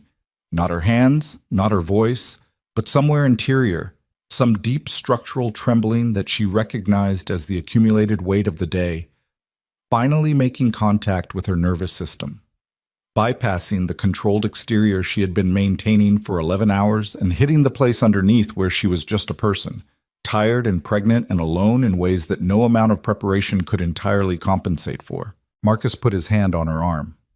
She let him. For exactly 4 seconds, she let him hold her arm on the sidewalk in the cold, and she breathed, and she felt Arya move, that rolling shift, insistent and alive. And then she straightened and said, "We're going to Farlow's office. Drive." Farlow's private office was not in the Loop. It was in a brownstone in Lincoln Square, different from hers, older, with bookshelves that covered every wall and a desk that looked like it had survived multiple decades of difficult decisions. He was there when they arrived, and he had company, a woman in her early 50s named Agent Sandra Chu, whom he introduced as a former colleague and current senior agent in the FBI's Chicago Field Office, Financial Crimes Division. Celeste looked at Farlow. "I called her after we spoke," he said. "Given the Soto dimension, I wanted someone here who could establish the appropriate legal framework for what we're doing tonight. If the secondary partition contains what we think it contains, the chain of custody matters. You should have told me you were doing that." "You're right. I should have." He said it plainly, without performance. "Are you okay with proceeding?" She looked at Agent Chu, who was watching her with the alert, neutral attention of someone who was very good at listening before speaking. "What happens to my divorce case if this becomes a federal matter?" Celeste said to Chu directly. "Family court proceedings aren't affected by a parallel federal investigation unless the court chooses to stay them pending criminal outcomes," Chu said, "which sometimes happens and sometimes doesn't. Your attorney would need to argue against any stay vigorously." A pause. "What does happen is that you and your child gain a different kind of protection. If Damiano Moretti becomes a federal target, his operational capacity is significantly constrained. And me, what am I? Right now, you're a citizen who came into possession of potential evidence and is doing the right thing with it." A measured pause. "That status is best maintained by complete transparency about how you found it and what you've done with it since, including this morning's meeting." Celeste looked at Farlow. He gave her the small, precise nod of someone confirming what she already knew. She put the flash drive on the desk. "Then let's open it," she said. Farlow connected the drive to an isolated laptop. He ran the same recovery software she had used 11 months ago, but faster, the practiced version. The primary partition opened immediately. The files she knew, the offshore accounts, the transfer records. Then he applied a secondary decryption protocol that Chu provided from a drive she carried in her jacket pocket, and for 30 seconds the screen showed nothing but a progress bar. Then the secondary partition opened. Farlow leaned forward. Chu leaned forward. Celeste stood behind them and looked at the screen over Farlow's shoulder, and what she saw was not at first what she had expected. She had expected financial records, more numbers, more transfer architecture. What she saw was correspondence. Dozens of emails spanning a period of 7 months between addresses she didn't recognize. She saw attached documents that appeared to be internal communications from the Southside Contractor Shell Company. She saw, on page 4 of one document, a name she recognized, an alderman who had been in office for 11 years and whose face appeared regularly in Chicago Tribune photographs at ribbon cuttings and charity events. And then Farlow scrolled further, and she saw a scanned document that was different from the others. Handwritten, one page, dated 11 years and 3 months ago. She couldn't read it from where she was standing. She moved closer. It was a note. 6 lines. The handwriting was Damiano's. She knew it with the bone-deep certainty of someone who had spent years reading grocery lists and appointment reminders in that particular forward-leaning script.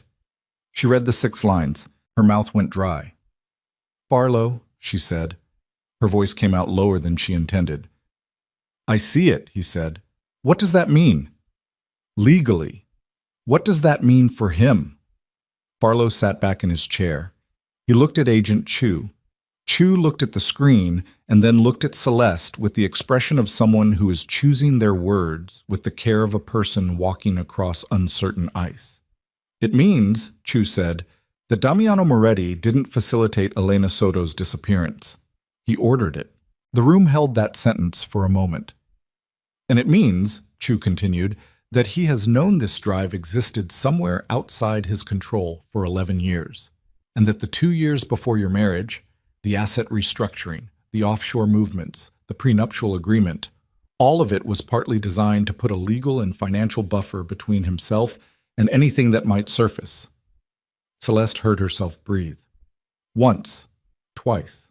He didn't marry me because he wanted me," she said, slowly. The understanding arriving like water rising, not a flood, but a steady, inexorable level. "He married me because I was a civilian, a normal person, a curator with no criminal connections and a visible, legitimate life." She looked at Farlow. "I was the clean layer." Farlow said nothing. He didn't have to. She had been part of the buffer. The respectable wife, the gallery credentials, the art world connections, the visible normalcy of a man who went home to a brownstone in Lincoln Park where his wife cooked dinner and attended charity events and gave the whole operation the human face of something that was not what it was. She had been used before the marriage began, before she'd walked into that gallery opening and turned around to find him watching her with his focused, acquisitive attention. She stood in Farlow's office in Lincoln Square with the flash drive's contents on the screen in front of her, an aria pressing against her ribs, and the accumulated weight of 11 months and 7 years, and one handwritten note that changed the shape of everything, and she felt the anger arrived at, not hot, not explosive, but cold, and absolute and structural, the kind of anger that does not dissipate because it has nowhere to go except forward. "I want to be in that courtroom," she said. Chu looked at her. "Miss Moretti, not as a witness, as the petitioner. I want the divorce case to move. I want custody established. I want every single legal proceeding that I filed to continue on its timeline, regardless of what you open on the federal side." She looked at Chu directly. "And I want my daughter born into a world where he cannot reach her. Can you give me that?" Chu held her gaze. "We can work toward it." "That's not what I asked." A pause. "We will do everything within our authority to ensure—" "Chu," Farlow said the name quietly. Chu stopped. He looked at Celeste. "Yes," he said. "We can give you that." Celeste nodded once. She picked up her secondary phone and called Vivica. It rang 3 times. 4. She was about to leave a voicemail when the line connected, not Vivica's voice, but a sound that took Celeste a fraction of a second to identify. The particular ambient sound of a hospital corridor. The intercom. The beep of monitoring equipment. And then Vivica's voice, compressed and tight, in a way Celeste had never heard it. "Celeste, don't come to the office, don't come to me." A breath. "They went after Derek tonight when he left the building. They found out he'd been talking to us, to Moretti's people, I mean. They found out he'd been talking to both sides, and they—" A pause with something shaking in it. "He's alive. He's in surgery. But whoever Moretti sent tonight was not interested in demonstrating. They were interested in—" The word Vivica didn't finish was eliminating. Celeste understood this without needing to hear it.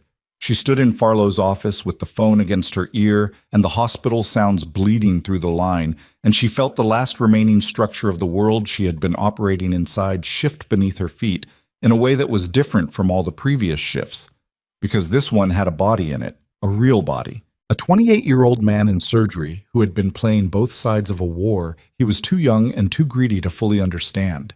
And whatever Derek Saal had done to her case, whatever information he had fed to Moretti's people over 14 months, he had not deserved this. Nobody deserved this. "Vivica," she said, "are you safe?" "I'm at Northwestern Memorial. I came with him in the ambulance." A breath. "His wife called me.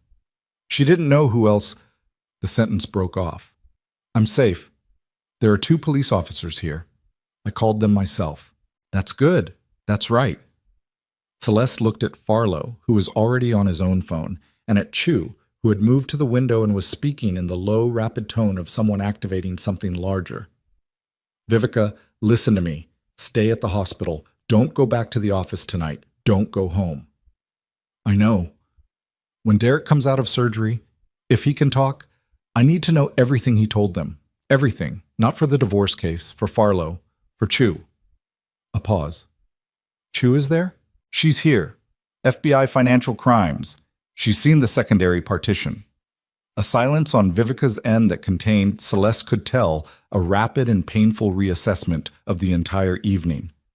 "How bad is it?" Vivica said. "What's on it?" "Elena Soto."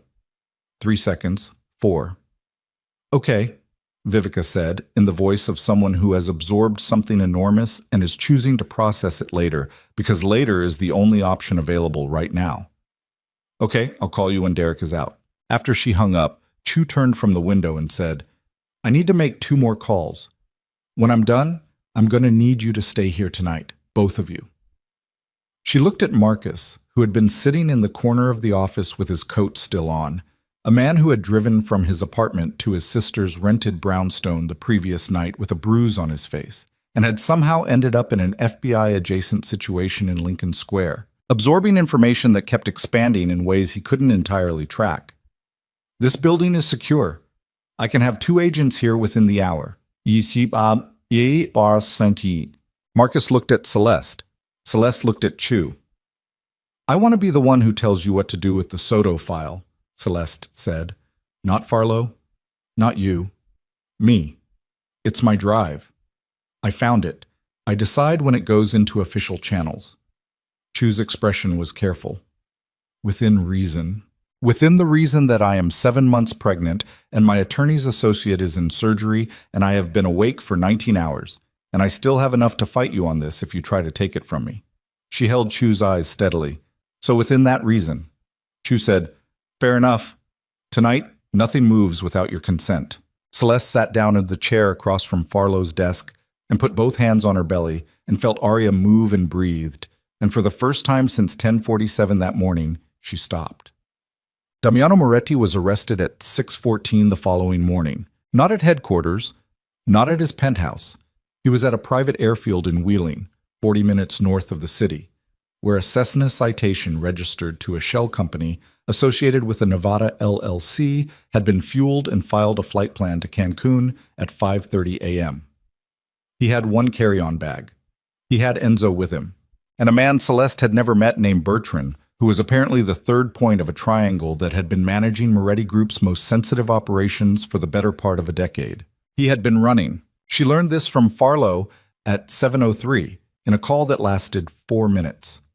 Chu's contacts had moved fast overnight, faster than Celeste had expected, which told her that the Soto case had never been fully cold on the federal side, that there had been a file somewhere with Damiano's name in it, waiting for something that could reopen it, and the secondary partition had been exactly that thing. The flight plan had tipped a surveillance that was apparently already in place. The arrest was clean. No incident. She sat with the phone in her lap after Farlow hung up and looked at the ceiling of the small room in the back of his office building where she and Marcus had spent the night. And she thought about the airfield, the carry-on bag, the flight plan to Cancun. She thought about Damiano, who had spent 20 years building a citywide architecture of control and power and influence, standing on an airfield in the dark at 5:30 in the morning with a bag and a plane, trying to leave. She thought about this version of him she had fallen in love with, or the version she had believed existed, which was not the same thing, had never been the same thing. And the understanding of that distinction was something she had arrived at slowly and painfully over years, and was still, even now, arriving at in new ways. He had run. That was the final irrefutable truth of what he was. Underneath all the control and the power and the carefully managed imperviousness, a man who ran when the ground gave way. She had not run. She had sat at a kitchen table and made a list. Derek Saul came out of surgery at 9:17 that morning. The damage was extensive. 3 broken ribs, a punctured lung, significant soft tissue trauma. But he was alive and, by noon, conscious enough to speak. Vivica called at 12:44. "He wants to talk to you," she said. "Not the FBI. You." Celeste arrived at Northwestern Memorial at 2 in the afternoon. She wore the cream coat, still too large for her, and she walked through the hospital with the particular visibility of a very pregnant woman in a public place, which she had always found both useful and uncomfortable. People made space, held doors, directed soft, involuntary attention toward her, and she used the attention now as camouflage of a different kind. The normalcy of it, the way it made her look like someone with an appointment rather than someone at the center of a federal criminal investigation. Derek was in a private room. He looked very young in the hospital bed. Younger than 28, the institutional pallor of the room and the monitoring equipment stripping away the professional confidence he wore in Vivica's office like a second suit. His wife was there, a small woman named Priya, who looked at Celeste when she entered with an expression that was equal parts fear and relief and something she couldn't categorize, and Celeste said, "Could you give us a few minutes?" And Priya looked at Derek, and he nodded, barely, and she left. Celeste sat in the chair beside the bed. She looked at him. He looked at the ceiling, then at her. His eyes were red-rimmed, and he had the look of someone who has been crying and has passed embarrassment about it. "I didn't know it would go this far," he said. His voice was rough, compressed by the rib damage. "That's not an explanation," she said. "No." A breath that cost him visibly. "It isn't. Tell me what you told them, specifically." He told her. It took 20 minutes, interrupted by pauses where the breathing was too difficult, and Celeste sat through all of it without interrupting, without shifting her expression, listening the way Vivica had taught her to listen, for the structure of it, for the sequence, for the places where the information was complete and the places where it was still being managed even now, even here, even with a punctured lung. He had been recruited by a man in Moretti's legal department 18 months ago, before he joined Thorne's firm. The initial pitch had been framed as competitive intelligence, general information about Vivica Thorne's case strategies, nothing client-specific. He had told himself, he said, that it was a gray area. He had been in debt. He had a student loan balance that kept him awake, and a wife who was 3 months pregnant when the offer came, and he had told himself gray area until gray area became something else. And by the time he understood what something else meant, he was in far enough that the cost of stopping felt higher than the cost of continuing. He had reported the broad shape of Celeste's case in February. He had reported the discovery of the offshore accounts. He had reported the forensic audit timeline. He had not known about the secondary partition, had not known there was a secondary partition, and when Moretti's people realized the filing contained more than they'd anticipated, they had come back to Derek demanding the source of the additional information, and he had told them he didn't have it, and they had not believed him. Last night, leaving the office, 2 men had been waiting. He was quiet for a moment after he finished. The monitors beeped softly. Someone in the corridor outside laughed at something, a startling sound. "I'm sorry," he said. Celeste looked at him for a long moment. She thought about what she wanted to feel, and what she actually felt, and found that the gap between them was smaller than she expected. Because she had spent 7 years with a man who had made her into an instrument of his own protection, and she understood, at some cellular level, the way power differentials created the conditions for bad choices in people who were not equipped to resist them. Understanding it did not mean forgiving it. She was not there yet. She might not get there. "You're going to tell the FBI everything you just told me," she said. "You're going to be completely specific and completely honest, including about the timeline and including about the payments. And then you're going to talk to Vivica about whether there's a path forward for you professionally and legally, and that conversation is between you and her." He nodded. The nod hurt him. And Derek, she waited until his eyes came back to hers. The man who built that situation, who recruited you, who put you in it, he was arrested this morning. He is not going to be in a position to hurt you or your wife or your child. That part is done. His eyes filled. He looked away quickly, blinking, and she let him have the moment without commentary. She stood up. She picked up her coat. "One more thing," she said. He looked at her. "What you did damaged my case. It delayed things. It gave him time to restructure. But it didn't break it." She paused. "The case held. I want you to know that." She left him in the room with his monitors and his borrowed time and walked back out into the hospital corridor. God. The weeks that followed were not clean. She had wanted them to be clean, had imagined, in her more optimistic private moments during the planning phase, a kind of legal precision to the resolution, a series of decisions that would stack neatly into the outcome she had built toward. What she got instead was the actual texture of legal and federal proceedings, which were slow and loud and frequently disorganized, moving through the system with the grinding momentum of something very large that cannot be rushed, regardless of how urgently its participants feel the need. The federal case opened formally in the third week after the arrest. Elena Soto's case was reopened simultaneously, transferred from cold case to active investigation. The secondary partition's contents were entered into evidence through a chain of custody that Farlow and Chu had spent the night of the arrest establishing. Damiano's attorneys, not the Hartwells, who withdrew from his representation within 48 hours of the arrest, but a new team assembled rapidly from 3 different firms, immediately filed motions challenging the admissibility of the drive's contents. Those motions failed. Then they filed different motions. Those took longer. Enzo Cavallo, facing charges of his own related to the offshore structure, reached a cooperation agreement in the 5th week. His testimony, Farlow told Celeste in one of their regular calls, was comprehensive and damaging, and delivered with the precise, organized recollection of a man who had spent 26 years keeping meticulous records in his head against exactly this contingency. "He planned for this too," Celeste said. "He planned for everything," Farlow said. "He just planned for it to happen to someone else." The woman who had called her on the clean phone, the woman with the daughter, was identified in the 6th week as a communications administrator named Claire Ruiz, who had worked in Moretti Group's internal systems for 6 years. She had come forward voluntarily before the federal subpoenas reached her. Her cooperation was complete. She was placed in a witness assistance program. Celeste never spoke to her again, but she thought about her sometimes. The controlled voice reading off the deadline. The specific courage of a person who chose the right side, not because it was safe, but because they had a daughter and could not live with the alternative. Sophia Lane gave a deposition in the 8th week. She appeared in court documents as a fact witness rather than a target, which was, Celeste thought, probably the outcome Sophia had been calculating from the morning Damiano had walked out of her apartment without saying goodbye. She had been assessing her own position since that moment. Celeste understood that kind of assessment. She could not quite bring herself to resent it. The divorce proceedings moved on their own parallel track, which Vivica fought to keep separate from the federal timeline, with the focused tenacity of someone who understood that her client's life could not be held hostage to the pace of a criminal trial.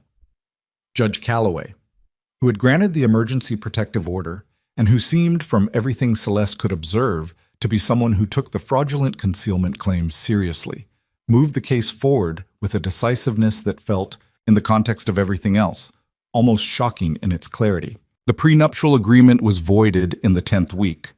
Fraudulent concealment, established by documentary evidence, corroborated by Enzo's cooperation testimony. The financial disclosure Damiano had provided before their marriage was found to have concealed assets of approximately $19 million when accounting for growth and restructuring in the intervening years. Celeste sat in Vivica's conference room when the ruling came through, a different conference room than the one where they'd been meeting because Vivica had moved her offices in the 4th week, relocated the entire practice 2 floors up in a different building, and had restructured her staffing with the thorough, controlled precision of someone who has learned an expensive lesson and intends to learn it only once. The new associate was a woman named Kayla, 41, second-career lawyer, former forensic accountant, who approached every document as though it might be lying to her. Celeste read the ruling, then she read it again. Vivica sat across from her and said nothing, which was the right thing to do. Is it enough? Celeste said finally. The asset settlement is more than enough for you and Arya to live independently for the rest of your lives, Vivica said, without touching the federal forfeiture proceedings. Those are separate. That's not what I asked. Vivica looked at her. What did you ask? Celeste thought about it. I don't know, she said honestly. Arya was born on a Thursday in February, 6 weeks after the arrest, and 4 weeks before her due date, which was not the plan, but was Arya's opening statement about her relationship to other people's plans. She was 3 weeks early and entirely healthy, and she arrived at 11:52 in the morning with the particular urgency of someone who had decided that the outside world was immediately necessary and would not be waiting. Marcus was in the waiting room. He had driven from his apartment. He'd moved, a new place east of Wicker Park, and he was there before Celeste's own obstetrician, which was either a testament to his speed or to Chicago traffic. And when the nurse came out to tell him he could come in, he stood up and put his hand flat on the doorframe for a second before he walked through it, steadying himself. And Celeste, watching him from the bed, felt the particular complicated warmth of a relationship that has been broken and is being rebuilt slowly, with the careful attention that broken things require. He stood at the edge of the room and looked at Arya. Small and red-faced and absolutely certain of her own existence in the way of all newborns, and his face did something she had never seen it do before. She looks like Mom, he said. I know, Celeste said. He sat in the chair beside the bed, the same way he had sat at her kitchen table in the brownstone that first night, exhausted and bruised and uncertain, but with the bruise healed now and the exhaustion of a different kind. The exhaustion of someone who has been present for something enormous and is still processing its size. They didn't talk about Damiano. They didn't talk about the case or the trial or the federal proceedings or any of the machinery that was still grinding forward in courtrooms and offices across the city. They sat in the room with Arya and the monitors and the February light coming through the hospital window, and they talked about their mother, who was flying in from Michigan the following morning, and about the apartment Celeste had found in a brownstone in Logan Square. Different neighborhood, different street, her own lease, her own name, and about what Marcus was cooking these days because he had, apparently, taken up cooking in the past few months as a way of managing stress, which was the most Marcus Almont thing she had ever heard. She fell asleep sometime in the early afternoon with Arya on her chest, and when she woke up, Marcus was still there, asleep in the chair with his coat bunched under his head, and the room was darker and quieter, and she lay still for a long time with Arya's weight against her and the sound of her daughter breathing. The brownstone in Logan Square was on a tree-lined block with a coffee shop on the corner and a small park a block east where, in spring, the trees came in fast and green and people brought dogs and sat on benches in the particular Chicago way of people who have survived another winter and intend to make the most of what came after it. Celeste moved in on a Saturday in early March. She had almost nothing, had chosen to take almost nothing from the Moretti estate when she left, because the things in that house felt like evidence of someone she no longer was, and she wanted to begin in rooms that had no prior meaning. She had her gallery materials, the boxes from her old professional life that she'd carried from place to place for years. She had Arya's things, which were extensive because newborns require an implausible amount of equipment. She had the books she'd bought since moving into the rented brownstone. She had a lamp she liked. She put Arya in the carrier and unpacked boxes, and by evening, the apartment looked like a beginning, which was what she wanted it to look like. Renata came over with food, too much food, an amount of food that communicated genuine concern for Celeste's nutritional intake since the birth. And they ate on the floor among the boxes because the table wouldn't arrive until Tuesday, and they talked until Arya woke up at 9 and required attention. And Renata held her with the practiced ease of a woman who had 2 children of her own, and looked at Celeste over Arya's head and said, "You look different. I feel different. Good different?" Celeste thought about it. "Lighter," she said, "but not in the way where something's missing, in the way where something was taken off." Renata looked at her for a moment. "That's a good way to put it." So, the trial began in April. Celeste was not required to attend every day. Her testimony had been given in deposition, and Farlow managed her involvement with the careful economy of someone who understood that she had a life to rebuild, and that the trial, important as it was not the center of that life. But she attended on the days that mattered, sitting in the gallery with Kayla beside her, watching the proceedings with the attention of someone who has earned the right to see the end of something she started. She saw Damiano 3 times in the courtroom. The first time, he looked past her. The second time, he looked at her, directly, for a long moment, and she held it, the way she had learned to hold things that were uncomfortable rather than looking away. And she felt what she felt, which was not triumph and was not grief exactly, but was something that lived in the space between them, the acknowledgement of 7 years and the ruin of them, and the particular sadness of understanding, finally and completely, that the person you had loved had never fully existed. The third time, when the jury returned after 4 days of deliberation, he did not look at her at all. The verdicts came on a Wednesday morning. Guilty on the money laundering charges, guilty on the conspiracy charges, guilty on obstruction. The Elena Soto case was a separate proceeding. It would take longer, the evidence more complex, the legal pathway more difficult. But the cooperation testimony and the contents of the secondary partition had reopened it in a way that Farlow described as unlikely to close again without resolution. Celeste sat in the gallery and heard the verdicts read and felt the room shift around her. The exhaled breath of people who had been holding it, the motion of attorneys gathering papers, the particular sound that a courtroom makes when something is over.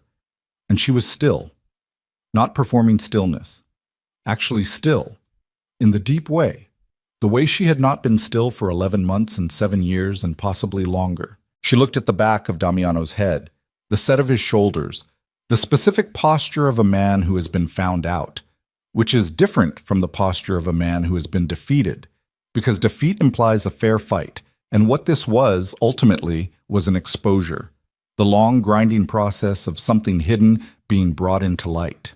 She thought about the flash drive in the pocket of an old blazer, the 2 evenings, and a borrowed software tool.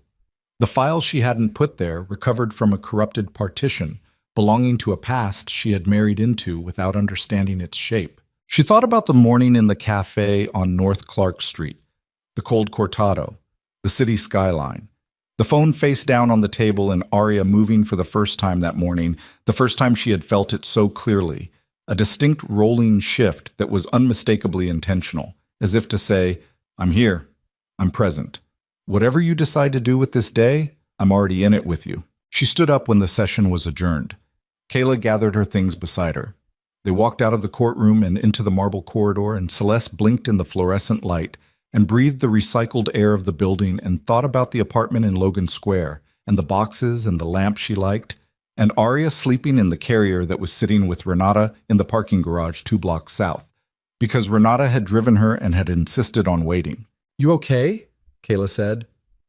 "Yes," Celeste said, and then, because it was Kayla and she had learned to be precise about these things. "Not entirely, but mostly." Kayla nodded. She was a woman who understood the difference. So, in Logan Square, spring arrived the way it always did in Chicago. Not gradually, but in a series of negotiations, cold days asserting themselves between warm ones, the trees uncertain until they weren't, the lake pulling the temperature down until one morning it simply stopped and the air was different. Celeste noticed it on a Tuesday, pushing Aria's stroller through the park a block east, and she stopped in the middle of the path because the light on the new leaves was a particular shade of green that she associated with the specific cross-circuitry of sense memory, with her first year at the Brennan Gallery, when she was 23 and the life in front of her had felt like a space she was building in real time. She stood there for a moment, Aria asleep in the stroller, the park making its ordinary sounds around her. She had called the Brennan Gallery in March, not to ask for her old position, which was filled, but to ask about a conversation.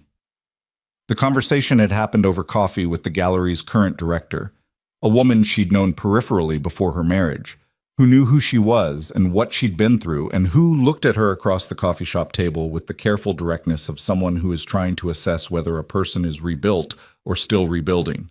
Celeste had shown her a proposal, a curatorial concept, a 6-piece exhibition on the theme of concealment and exposure in contemporary visual art, featuring 4 artists she had been following since before her marriage, and 2 new voices from the South Side that she had discovered in the months since moving to Logan Square. The director had taken the proposal home. She had called 4 days later. The exhibition was scheduled for October.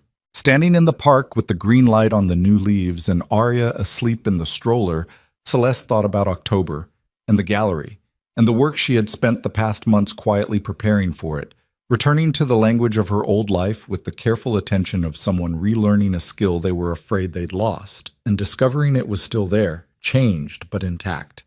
The way things are changed and intact when they survive something that could have ended them. She thought about Damiano in a detention facility on the west side of the city, waiting for the Soto proceeding to begin. She thought about Enzo Cavallo, who had cooperated and would spend 3 years in a minimum security facility and had reportedly requested a transfer to a unit with a library. She thought about Claire Ruiz somewhere in a city she'd been relocated to, building a life with her daughter in rooms that had no prior meaning. She thought about Elena Soto, who was 31 years old on the morning she took her daughter to school and did not come home, who had deserved better than what she got. Who was the weight at the center of all of this? The thing that none of the financial victories and legal proceedings could address or repair. Only acknowledge, only name, only refuse to let be buried again. She had sent a letter to Elena's daughter, who was now 22, through the investigator working the reopened case. She had not known what to say exactly, and had written 4 drafts before she arrived at something honest. That she was sorry for what had been done, that it was not nothing that it was now being addressed, that she had a daughter too, and understood, incompletely but genuinely, the kind of loss that could not be recovered. She didn't know if the letter was the right thing to do. She had done it anyway because the alternative was silence, and she had learned everything she needed to know about the cost of silence. Arya stirred in the stroller. Not waking, shifting, the rolling movement that Celeste had first felt at 7 months and still found, each time, immediately centering. She looked down at her daughter's face, slack and pink, and entirely certain of her own safety, and she felt the particular weight of that certainty, the trust of a small person who does not yet know that trust is a choice, who simply sleeps in the confidence that the world will hold her, because the person pushing the stroller has decided, completely and without remainder, to make that true. She started walking again. The path curved east toward the street. The trees were very green. She did not look back.